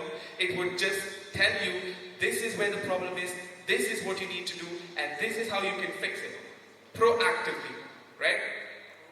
The other side to this question, why should you look at AI Ops, is the fact that over 50% of businesses out there have already started implementing AI into their workflows, right? And this is a survey by PricewaterhouseCoopers, which was conducted at the start of this year again. And among this survey, there are certain leaders who are already leveraging AI, and there are others, right? And here's the difference. The leaders who are leveraging AI are already ahead of the others in terms of increasing productivity through automation, improving decision making, improving customer experience, innovating products and services, and then much more, right? So they are using AI in all three areas, which is enhanced decision making, transforming their business, and allowing them to modernize their systems. How can you leverage AI Ops? So we spoke about the business angle of things, but what does AI Ops mean to an IT organization, and how are the global 2000 IT organizations of top tech companies worldwide applying AI to their IT ecosystem? AI Ops will allow you to achieve all of these things, right? And that will push your stance from reactive to proactive. Number one is forecasting. We all want to know what's going to happen. Forecasting will help you in your infrastructure management to plan for capacity ahead of time. It will let you know that your storage is going to run out in 60 days, or what's the storage capacity going to be like in 60 days, in 100 days, in the next 6 months, so that you can put a asset request, purchase that asset, and deploy it before anything goes down, right? And number 2 is event correlation and root cause analysis. There are millions of events happening in a distributed enterprise IT environment in one day. How can you know which is important and which is not? How can you pick the needle in the haystack? That's where again AI comes into the picture. So it is going to let you know this particular event is critical and you need to look into it. Because if you do not look into it, it's going to result in an outage. Again, outage prediction. So you can prevent outages with the help of AI recommendations. You can identify that this particular change is going to cause an incident, right? Or this particular change is the reason why your systems are down. When a particular team approaches you, you do not need to spend hours going through all of that data, right? And then of course there's business intelligence. When you map all of this sensory data with business level metrics, as in the example of the manufacturing shop floor, for 1 minute, there was one good produced and it was $100. For 60 minutes, you know how much money that is going to cost your business, right? So if that particular server goes down, it's going to result in a business loss of that much amount. As IT teams, it's very hard for us to quantify the efforts that we put in. And this is one such area where mapping business revenue to your systems will allow you to actually justify your IT budget. And another critical area that IT organizations are suffering with is anomaly detection, which is again very important to security. With the help of AI tools that is going through all of that metrics that's collected in real time, it will know what is the normal behavior as opposed to what is an anomaly, which human beings can miss. And I will show you an example for that. But with the help of anomaly detection, you can prevent security issues and you can again proactively resolve any problems in your systems. And of course, all of this is achieved with the help of automation. Automation allows you to execute what the AI model has identified, and it will help you fix those issues with minimum human touch, right? Or minimum human intervention. So here's a quick scenario. Meet Obi. Obi is an outbound sales executive. On a day-to-day basis, Obi goes online, collects information about his prospects. He compiles all of that into an Excel file and he uploads it into his CRM. But today, Obi has a problem. Obi is behind on his quarterly revenue target and he needs to achieve that to keep his job. But what's gone wrong here is the fact that Obi has done all of that groundwork. He sat through the night, collected all of that lead information. He's trying to upload it onto his CRM. But unfortunately, the lead module or the lead update module of his CRM is down. He puts in all of that information, he uploads his Excel sheet, and unfortunately, once he hits submit, the data is not getting populated. The CRM is not showing all of that information, all of that hard work that he put in. And that's kind of sad. So Obi, after trying multiple times, is frustrated and he reaches out to the IT support staff. The AIOps solution would proactively identify. It's continuously monitoring all the real-time data that you're providing it. It knows what is the regular behavior. It knows what is an anomaly. It knows when a change went out and because of that change, this problem has occurred. And what it would do is it would instantly notify you and it would also escalate along the matrix depending upon the severity levels that you set, right? And once that escalation happens, it will not only do that escalation, it will not only let you know that there's a problem, it will also fix that problem for you with the help of scripts or with the help of a rollback so that the application code just goes back to the previous version and everything is working fine, right? This, of course, can happen with a human-in-the-loop model of automation where you can approve that particular change and it's fixed at a click of a button. How easy is life with AIOps, right? Here's a quick look at what happens behind the scenes. You are interested, right? You want to see how AIOps does that? Well, AIOps is able to do that with the help of mathematical models. There are different models out there, structured SVMs and neural networks and random forests, but that's not important to us. Another important area for IT organizations is compliance, right? So you need to make sure that you're compliant to SOX, HIPAA, and other industry PCI DSS and other industry compliance practices process that you should follow. And you can do that with the help of, again, a network configuration change and compliance management solution, wherein you can define rules and rule groups. Let's say Cisco comes up and tells you, for all your iOS devices, you should never use this as the credential. You can just add a rule into a product, and it will analyze all of the devices, it will go through all of the credentials of your Cisco devices, and it will let you know these are the devices that are in violation of your rule, right? So you can, again, automatically fix it. And then, of course, comes analytics. With the help of analytics, you can take your reports that are required for your meeting. You can gain valuable insights. You can use forecast reports to plan for capacity ahead of time.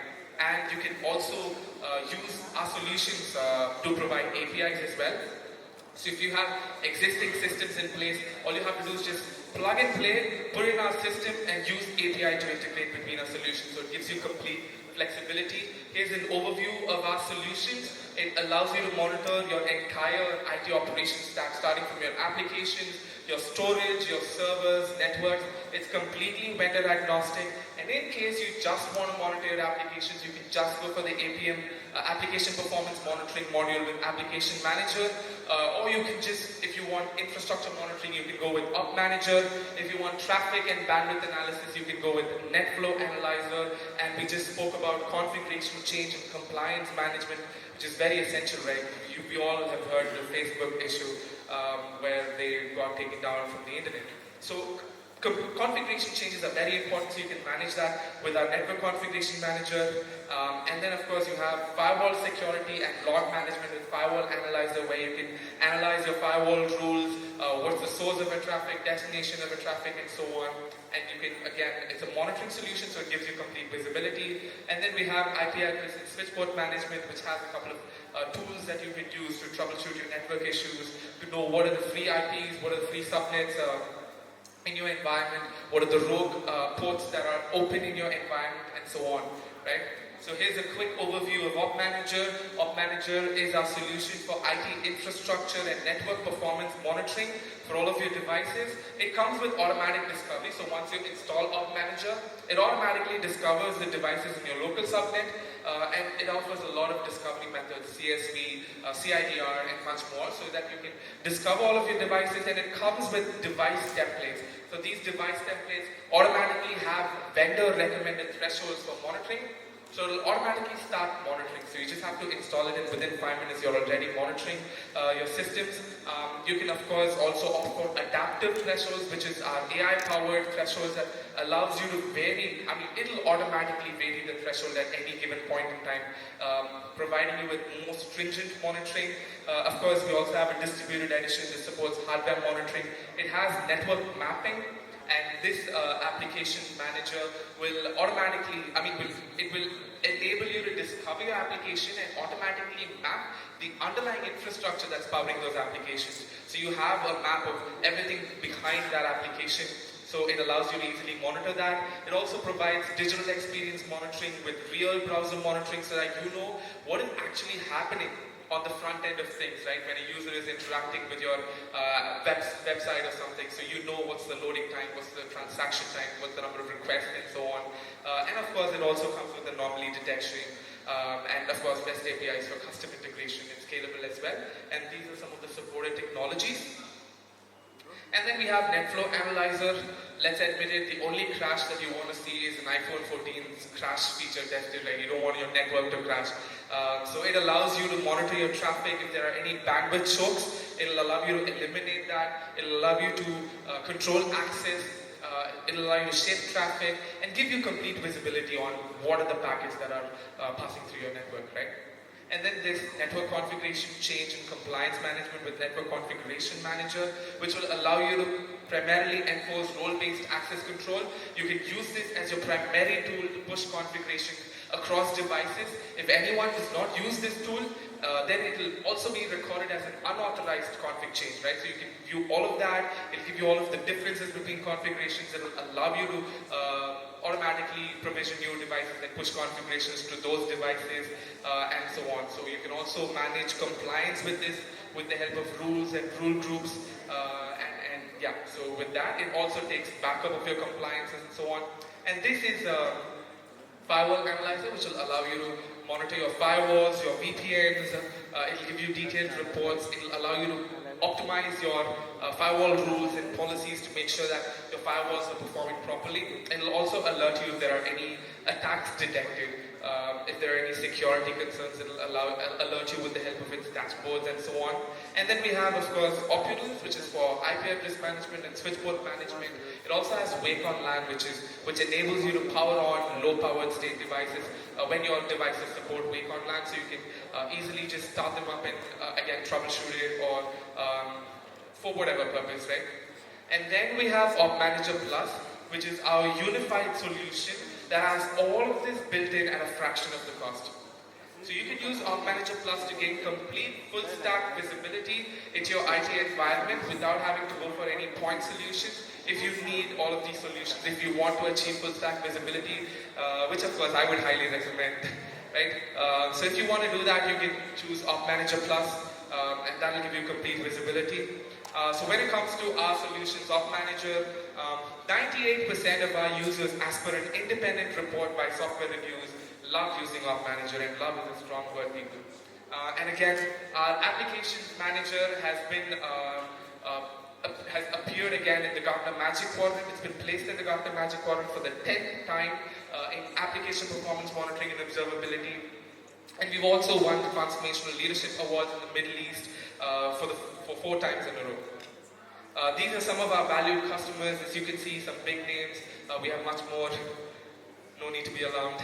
Alright, so I would request all of you to take out your phones and connect with us on LinkedIn. Let's get in touch, right? So you can follow us on LinkedIn, keep in touch with all of the latest updates on our products. You can also reach out to us and we will be able to address any of your concerns. We'll be able to even give you a personalized demo. Thank you so much, everyone. I'm sure all of you are hungry, probably thinking when I will finish it, right? So you can all go enjoy your lunch. Thanks, team.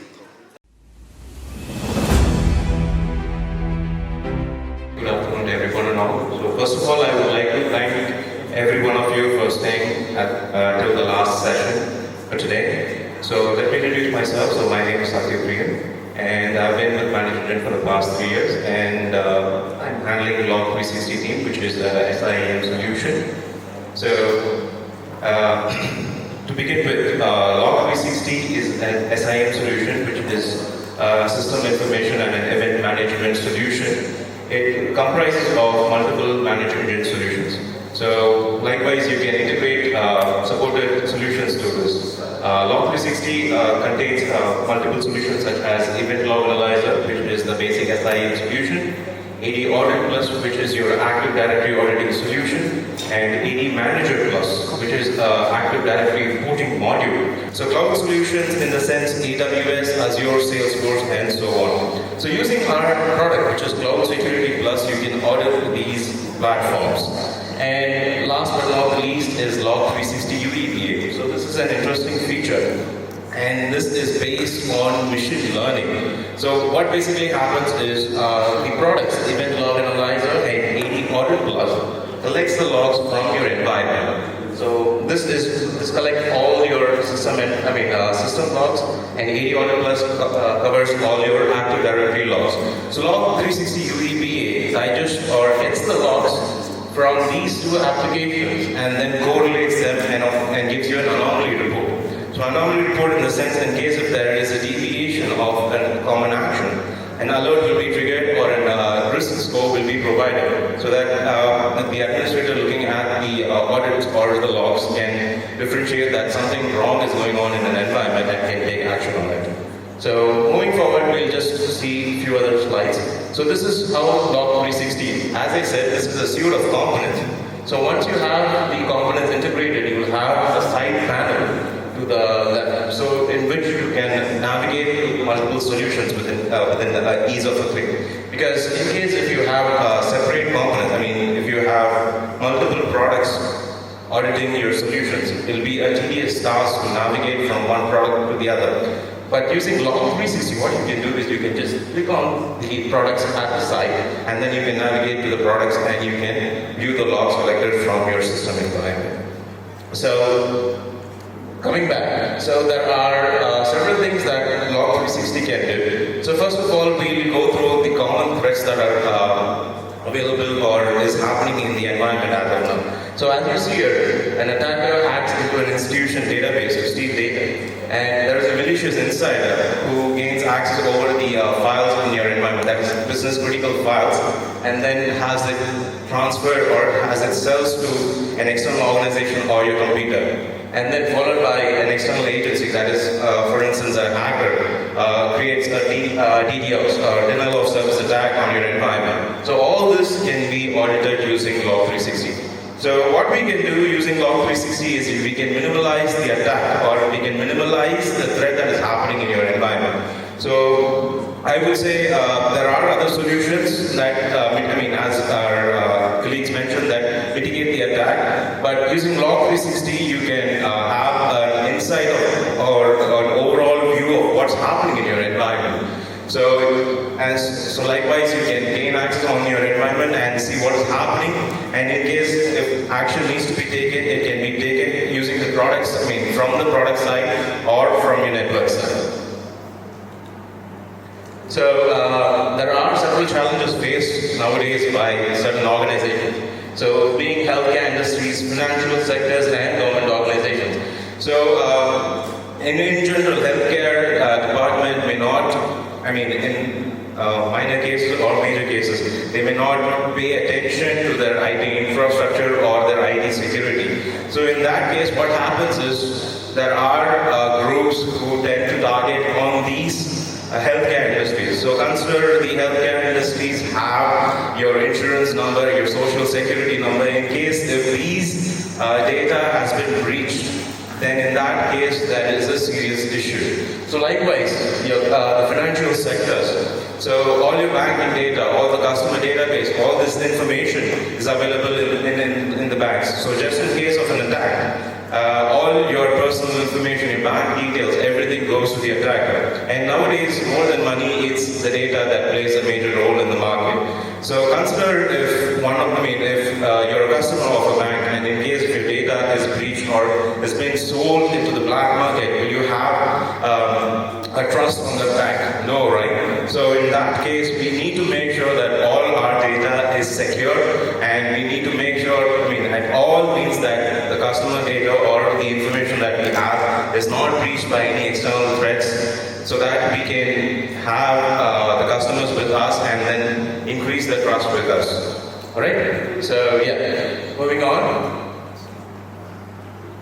So what's new with Log 360? So Log 360 is something which is developing on a day-to-day basis. Based on your requirement, we provide you features, and based on the available resources or the threats that are happening in our environment, we update our product based on that, so that we can stay up to date and we can make sure that your IT infrastructure is secure on a day-to-day basis. So moving on to AD Audit Plus. So like I said, AD Audit Plus is an Active Directory auditing solution.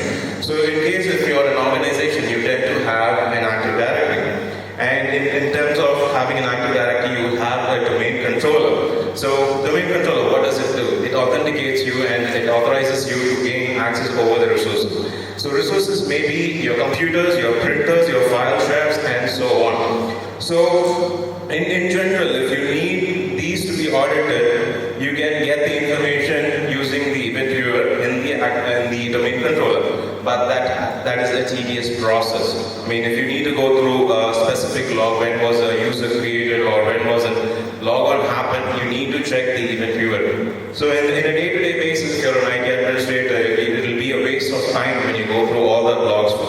So in that case, what AD Audit Plus does is it collects the logs from your domain controllers, your computers, your servers, and so on, and it gives you all those details in terms of predefined reports. So with the click of a button, you will get all this information. So basically, you will get the Active Directory logons, the workstation logons, that is the local logons, and also the thing is there is an interesting feature in AD Audit Plus that gives you information about the changes that has happened in your Active Directory environment. So for instance, over here I have a slide which shows us an attribute has been added to a user. So, user in the sense as an object. So whenever you're creating a user in your Active Directory environment, you tend to give them a name, their address, the employee ID, and so on. So those ones are called attributes.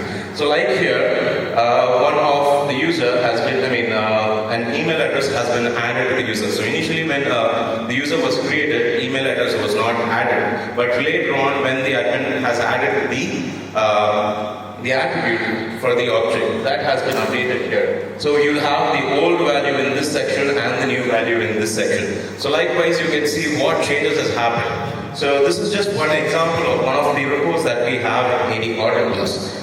And moving on to inside thread profiles. So talking about this, I would like to tell you a small story before we proceed further. So, a couple of years back in an organization, so I knew a person who was a prankster, right? So what that person did was, we had a file system in which we had separate folders, but the admin had not provided proper access or permission restrictions.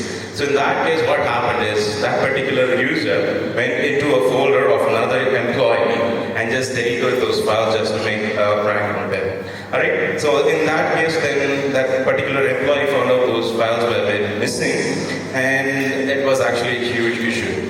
But fortunately or unfortunately, the administrator failed to create audit logons in their environment, and he did not know that there were applications which audit these actions.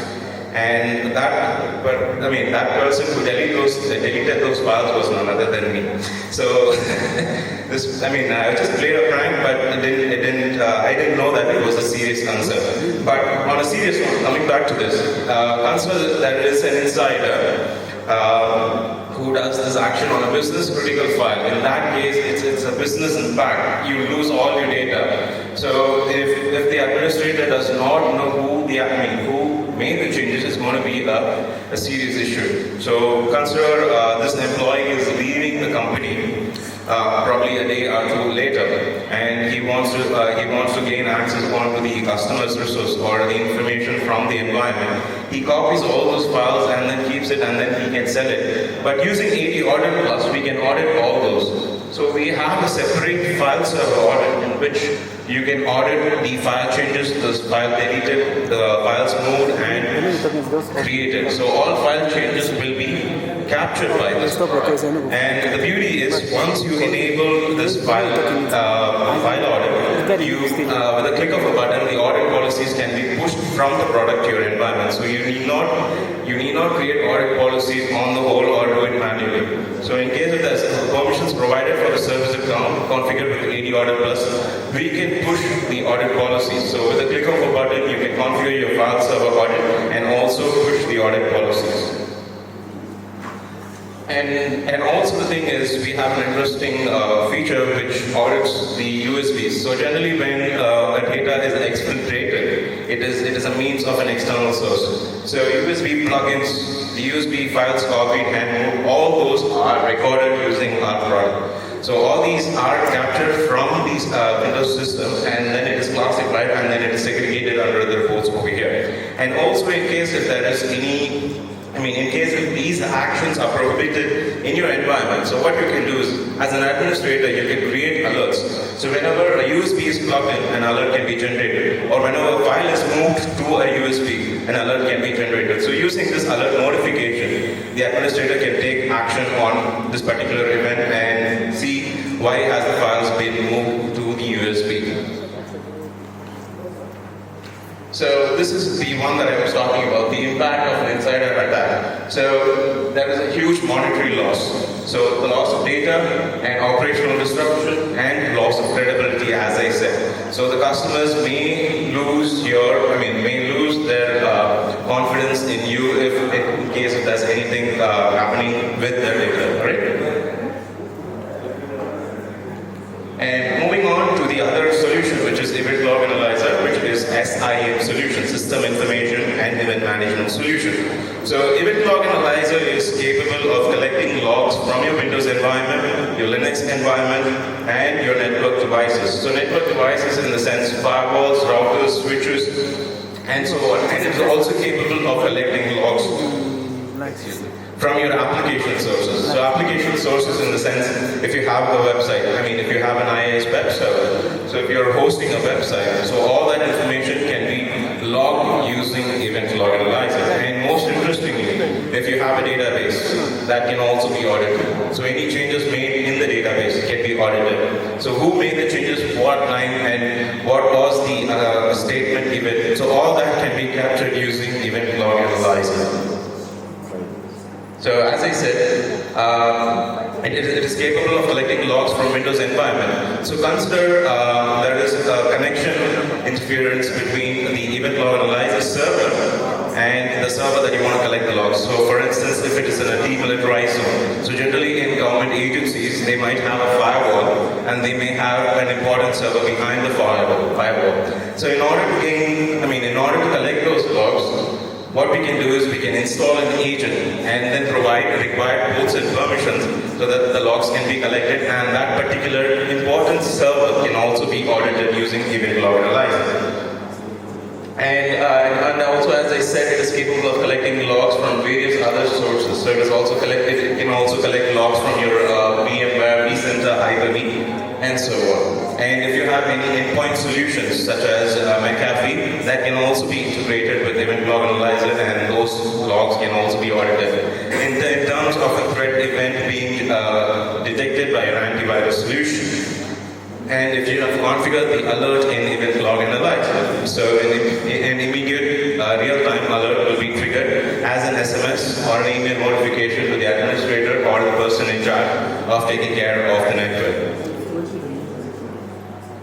And most importantly, the logs that are collected from all your devices is enriched. Enriched in the sense custom parsing is applied. So parsing is nothing but collecting or gathering the information from the raw log and adding the fields so that it makes a useful information, or it is very easy for you to go through the logs.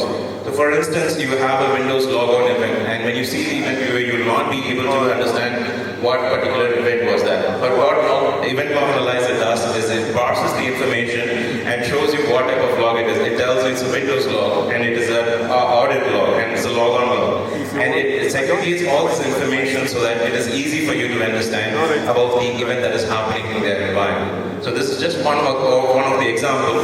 And also the thing is, in case if you want to extract any other custom parsing, any other fields from the message, that can also be done using the custom parsing feature that we have provided with event log analyzer.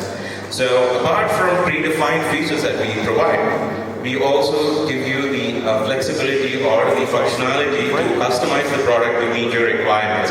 Because we provide many predefined reports, but that may not be sufficient for you or may not be suitable for your environment. So in that particular scenarios, we provide you the flexibility to create your custom reports. So you just need to know the criteria, what you're looking for. So if you know the criteria, you can build your custom reports, and then you can have it submitted to your management in case if it's required. So this is called log forensic analysis. So generally, as I said, event log analyzer collects logs, keeps collecting the logs from your environment on a regular basis. So when it comes to Windows, it happens every 10 minutes. So in every 10 minutes, a scan runs and then collects the logs from their environment. And in terms of network devices, such as the devices that are capable of sending logs in the form of syslogs, so that happens in real time. So once the logs are collected, all the alert engine, the correlation engine works at the back end, and then the information is stored in the Elasticsearch engine that we use in event log analyzer. And when you perform a search, the Elasticsearch engine provides you the data with a click of a button. So generally in an IT environment, there'll be like millions of logs collected in each and every day. But using the Elasticsearch engine and the search criteria, it is easy for you to navigate through millions of logs and to get the information what you're looking for. So this is how it will look. So we provide you the search criteria over here. So you can enter your search criteria. You can enter the time period for which you're looking for, and then also you can select your devices. and then hit the search button. Once you hit the search button, with a couple of seconds, the elastic search engine will give you the results that what you're looking for. So the main criteria here is we need to know what we're looking for. In case if we do not know also, we can just go through the information over there and then click on the fields that are given there. So based on the filter that we add, the search reports will populate. And log correlation. So this is one of an interesting feature of event log analyzer. So as an individual person, when you're looking for something, you'll just look at a single event. Single event in the sense, as somebody created a log or failure, yes, you'll have that event in front of you.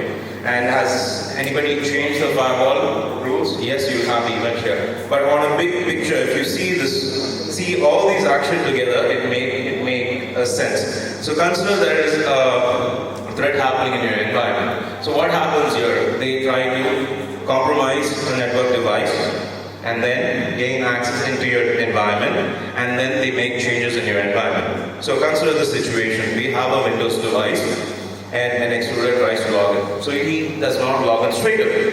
So there are multiple failure logins, and then followed by a successful logon within a couple of minutes. And then followed by there is a change of firewall. So the firewall is completely shut down.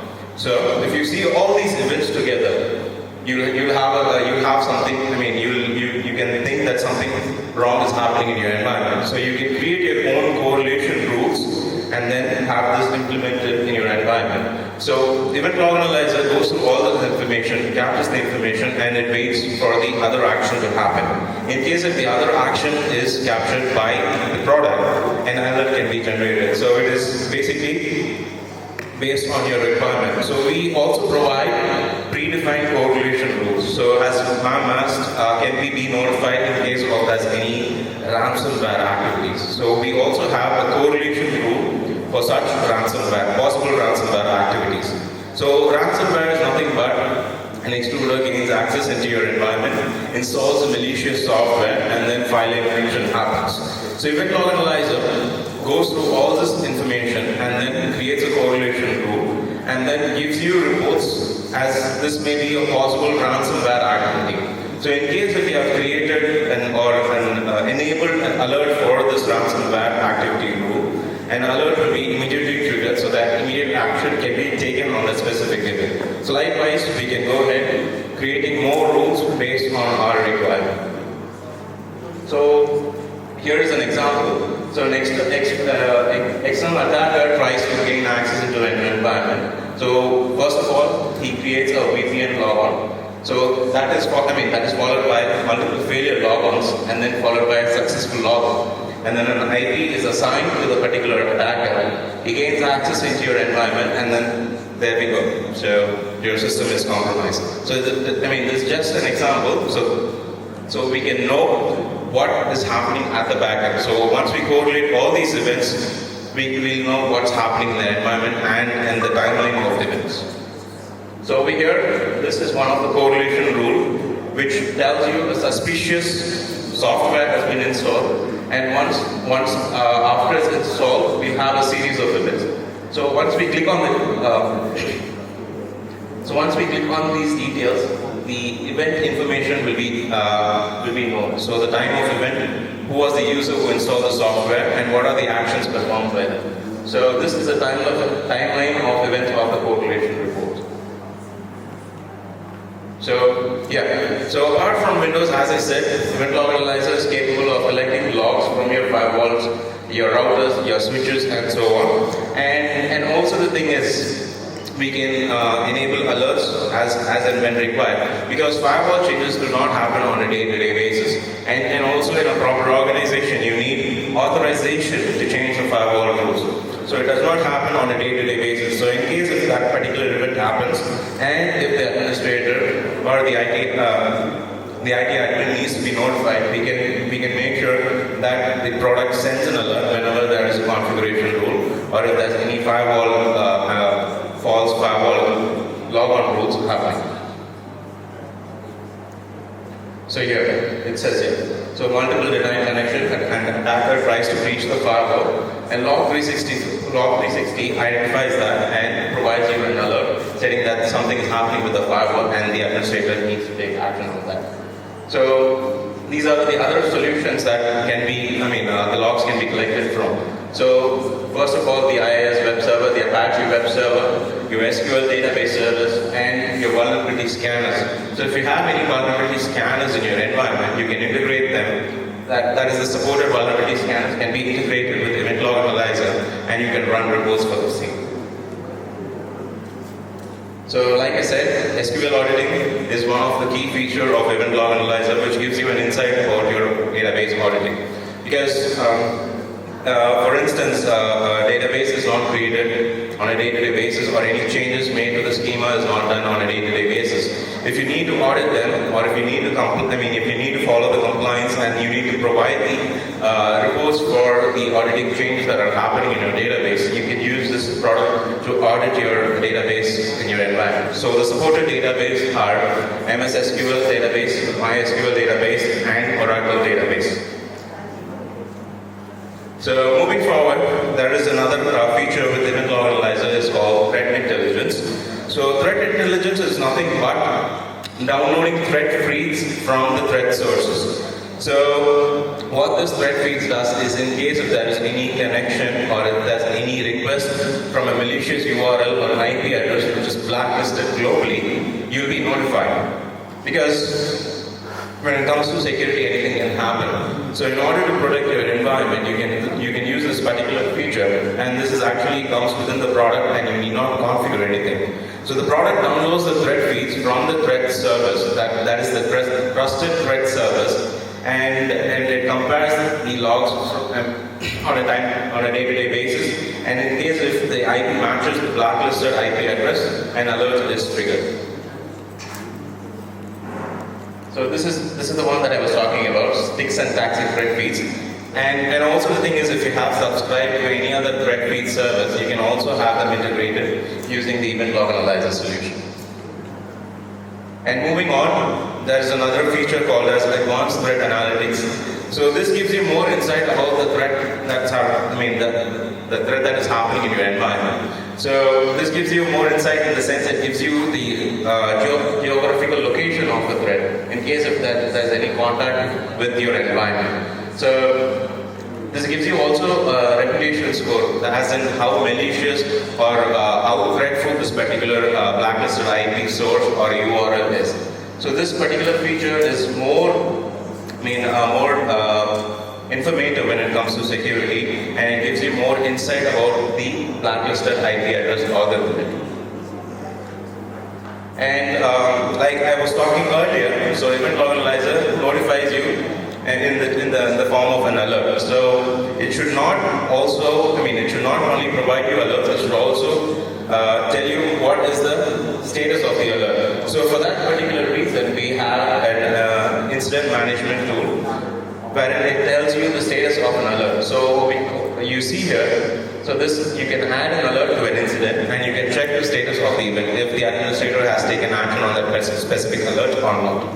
And also the thing is, it can, once the alert is triggered, you can make sure that this alert can be converted as a ticket if you have any ticketing tools integrated in your environment. So to the right side, to the left side of my screen, you see the supported ticketing solutions which can be integrated with Event Log Analyzer. So whenever an alert is generated, a ticket is also generated so that the technician can take action on that specific ticket and make sure the ticket is closed. And the thing is, you can make sure that the particular alert is taken care of. And also the thing is, we have workflows. So an SIM solution should not only tell you that an event has happened in the form of alert, it should also make sure that the threat is arrested. So we have a workflow option also along with alerts. So generally, consider the situation if an employee logs in a USB, so which is not authorized. So in that particular event, you need to block the USB. So we have a set of predefined workflows which stop that event from happening. So, and also the thing is we have other workflows such as disable the user or shut down the system. So you can enable the workflow based on your requirement. And also the thing is, this product helps you with compliance reporting. So these are the supported compliance report which can be provided with Event Log Analyzer. So if you're a car industry or if you're a banking industry, you can use the PCI DSS compliance reporting for your auditing solution, for your auditing. So with the click of a button, you'll get the required compliance audit reports so that you can have this submitted to your auditor for your auditing purposes. So this is an overall view of how the compliance report may look like. So it gives you an insight about the timeline of events in a graphical representation. So the last one is user entity and behavior analytics. So as I mentioned earlier, so Log360 UEBA is user entity and behavior analytics. So as I said, this collects the information from the SIM solution and the AD Audit Plus solution integrated with Log360. So what this particular product does, it learns by itself. So it goes through each event. So consider I log in every day at 8 a.m. in the morning. So this will be my usual behavior. And at one point of time, and I log in at 6 p.m. in the evening. So that is a deviation from what I used to do. So the product learns by itself and then tells that there is an anomaly of this particular user's behavior, wherein usual logout generally happens back at 8 a.m. in the morning, but this particular fellow is logged in at 6 p.m. in the evening at one fine day. And for this particular anomaly, a risk score has been given. So in case if this is a usual event, that is the anomaly is happening on a day-to-day basis, the risk score of a specific event keeps on increasing. So likewise, another similar scenario. So that is a file server. So in terms of file servers, you'll have file changes created, deleted, modified. So all this happen on a day-to-day basis. But that is a similar, that is a specific count for each and every day. So what the product does, it monitors the number of counts on a day-to-day basis. So one fine day, there is millions of logs, millions of files copied. So that actually triggers an anomaly. So something different is happening in the environment. So this particular UEBA product comes in handy when you need to find out the anomalies in your environment. And also the thing is, this particular product also can notify you in case there's an anomaly in your environment. So this is a quick overview of a use case. So attacker remotely is connected and he tries to gain access into an environment, and then he installs the malicious software, and 9 days later the compromised workstation connects to a network, and then there are privilege abuses. Privilege abuses, as I said, an unauthorized user gains access into the environment, such as an admin privileges, and then he can make changes in the environment. So likewise, a sensitive data has been compromised. So these are all series of events. So whenever all these events are monitored by the product, it gives you a risk score. So this was the risk score when the first action had happened. So risk score of 22 was given or was provided by the product to the specific action. But later on, after 10 days of all these actions happening, the risk score of a specific event or the computer has increased to 45, which triggers an anomaly, and we need to take action on that. And if this is a normal event, the risk score will reduce. But this is something that we need to keep an eye on. So like that, as based on machine learning, based on number of counts and the number of anomalies, the risk score has been provided to the specific action. And also the thing is, Log360 comes with a cloud solution as well. So for an IT organization where there are compliance or there's a requirement to have a cloud auditing solution, we can also use Log360 Cloud, which has similar features as in the on-prem solutions. So when it comes to cloud, there are various advantages. You need not spend for your infrastructure. And because when you need an auditing solution to be implemented in your servers, you will need a physical server, you need a dedicated server for that, you will have to make sure that the server is powerful, and also you need to make sure that in case of a downtime, you need to have a backup server to audit those logs. But when it comes to Log360 Clouds, it's a matter of agents. We just need to install an agent on your servers, and the agent collects the logs and then it uploads to the cloud. So this way you can save your money on your infrastructure and you can make sure that the auditing solution is always up, because the downtime, there is no downtime when it comes to cloud. But when it comes to an infrastructure that is in your environment, there may be possibilities where your hardware may fail at times. But in terms of cloud, that is very minimal. So, and also the thing is, right now everybody is moving on to the cloud platform. So this is one particular product which you may see upcoming in the near future. So that's it from me. Thank you so much. You've been a wonderful audience. Thank you so much.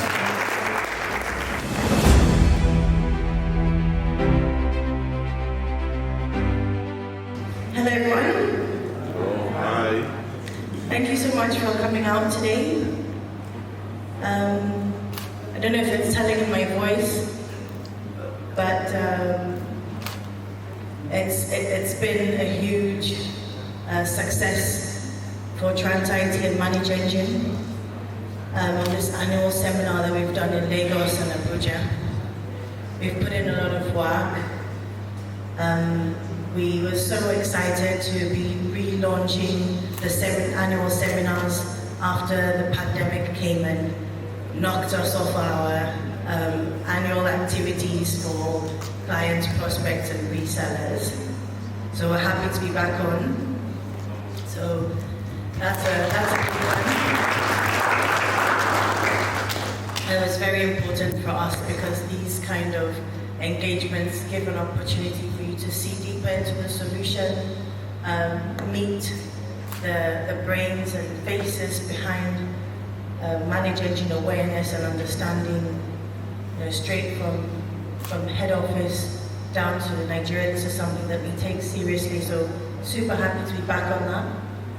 And I've been observing from a distance. There's been a lot of attention, and I'm sure that's because of the details that we're getting here today in this event. So, round of applause for the ManageEngine team. Thank you so much, Melanie, but you look so tired today. Yes, thank you. Yeah, well, at least the hard work is showing. That is showing. This whole year has been a lot of ManageEngine outreaches and activities. So we're just glad to be back in full force in the market, growing our channel, reaching out to companies, and helping them solve their problems, of course. Digital transformation is still ongoing, and ManageEngine has to be part of your journey. It's just such a high-value suite of solutions. It's something we're very proud of, and that's why we confidently invite you all into these kind of functions and seminars and trainings, and deliver this information to you. And there's a few things that I would like to announce, one or two, related to solutions that can support your organization. So one of the reasons why we have not pulled back in creating awareness, it's not just because of sales. It's because we thrive in an economy full of naturally innovative individuals, natural go-getters, resilient companies, and I believe that literally every year is proof. No matter what is thrown at a lot of companies in Nigeria, we face it, we face the challenge, we gather around, we pick ourselves back up, and we keep moving forward. We innovate, we surpass other countries with our innovation and the speed at which we adopt technology. It's really amazing, and so as we see multiple challenges coming out from different angles, from our IT staffing strains and constraints, and well, right now I find it very challenging to find the right kind of trained personnel out there because of movement out of the country, and this is something that Tranter IT, in partnership with ManageEngine, obviously, has been talking about for many years, and we are engaging in boot camps to ensure that any ManageEngine customer a client that has the need for trained personnel to sit on the solution can have access to that from us. We provide outsourced IT support, so this is something that we've been doing for over 18 years. That's actually how we started our IT journey in Shell Petroleum Development Company. So it's something we feel strongly about: manpower development, especially digital manpower development, and IT automation is what is providing reports on assets, on utilization of licenses that everybody in the organization is using, and is helping to justify expenditure, which is very important for the board. So ManageEngine is something I believe in strongly, and the personnel to support ManageEngine solutions is also going to be made available, not just for enterprise clients, but all sizes, as well as our own channel partners, because the ecosystem needs to be kept alive. The ecosystem needs life breathed into it. And the way you do that is by nurturing ideas, training, and creating the support system. So it's not just a solution, it's also the people that are there. We have an amazing tech team in Lagos and also hands in Abuja, but you know, we want everybody in Nigeria, far and wide, to know how amazing ManageEngine is for enhancing your IT and really delivering that value to the rest of the organization. So in order to do that, we are creating channels of empowerment to ensure that the solution always has people in the field.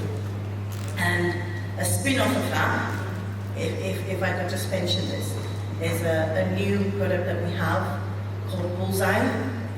And Bullseye, as the name implies, hitting the nail right on the head, is a solution that redefines what export is in IT. We're training developers. It's not new, but this is something that is special to us. We're training developers, we're training IT automation specialists, we're training digital marketers, we're training even new types of roles called digital sales, because new types of gaps are coming up in organizations, and the people that understand how to support and utilize different tools are becoming scarce. So right now, Bullseye is embarking on fundraising and collaboration and partnerships with organizations, with foundations, in order to create some muscle back in the talent pool of the IT industry, because that's our industry. All organizations use IT, and it's important to us that we champion the strength of our industry in every single way possible. So that's Bullseye. We'll be launching soon. It's brand new, but we have a very collaborative nature in Trans IT, always communicating the different things we have on the table to enhance your business. So once again, on behalf of the CEO and the entire organization, Trans IT and the Tranter Group, I say thank you for your time, thank you for your attention, thank you for your understanding and your listening, and we can't wait for your inquiries, for your requests for presentations, requests for quotes. We can't wait for you to engage us on any of the solutions that you've heard here today. Thank you very much, and have a blessed day. Thank you so much. In your speech for 5 minutes, I was actually counting how many ManageEngine did you even say that. I lost track after 20, actually. that shows how well you actually love working with ManageEngine. Yeah, I do. And that's the reason why we love working with you as well. And we are one of our long-standing partners. Yeah, thank you so much, thank you. And the last few words, the word of thanks from the Business Development Manager, Solomon. Thank you. And thank you to all the presenters today. And first, thanks to everyone being here for the entire day, giving your valuable time, and being. I hope we made it more productive in terms of knowledge sharing today. So yes, thanks for it. And ManageEngine, as you all know, that we are a very old brand, but maybe I would say that we are yet to cover the Abuja market. So if you ask me, we have fairly covered the Lagos market with 30 to 40%, I would say, wherein if you look into as a customer base of ManageEngine, out of top 21 banks, 18 banks uses ManageEngine.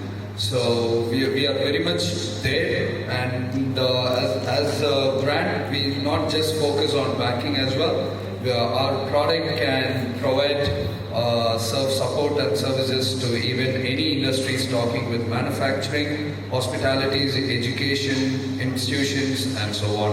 And we have quite a few strengths there. And for Abuja market, as I'm sure that fairly this is the second seminar that we are doing. In 2019, what we have done one, and I could see that you guys always greet and treat us very much with full response in terms of innovation to the region. We really appreciate you guys for it.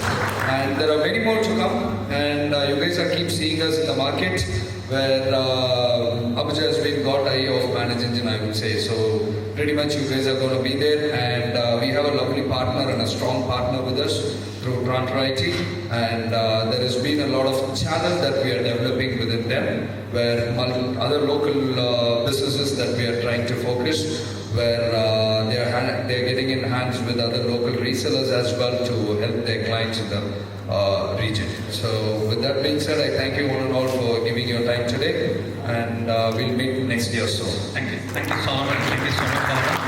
Thank you so much for your wonderful response, guys, and we look forward to see you all in future events. Thank you so much once again from ManageEngine.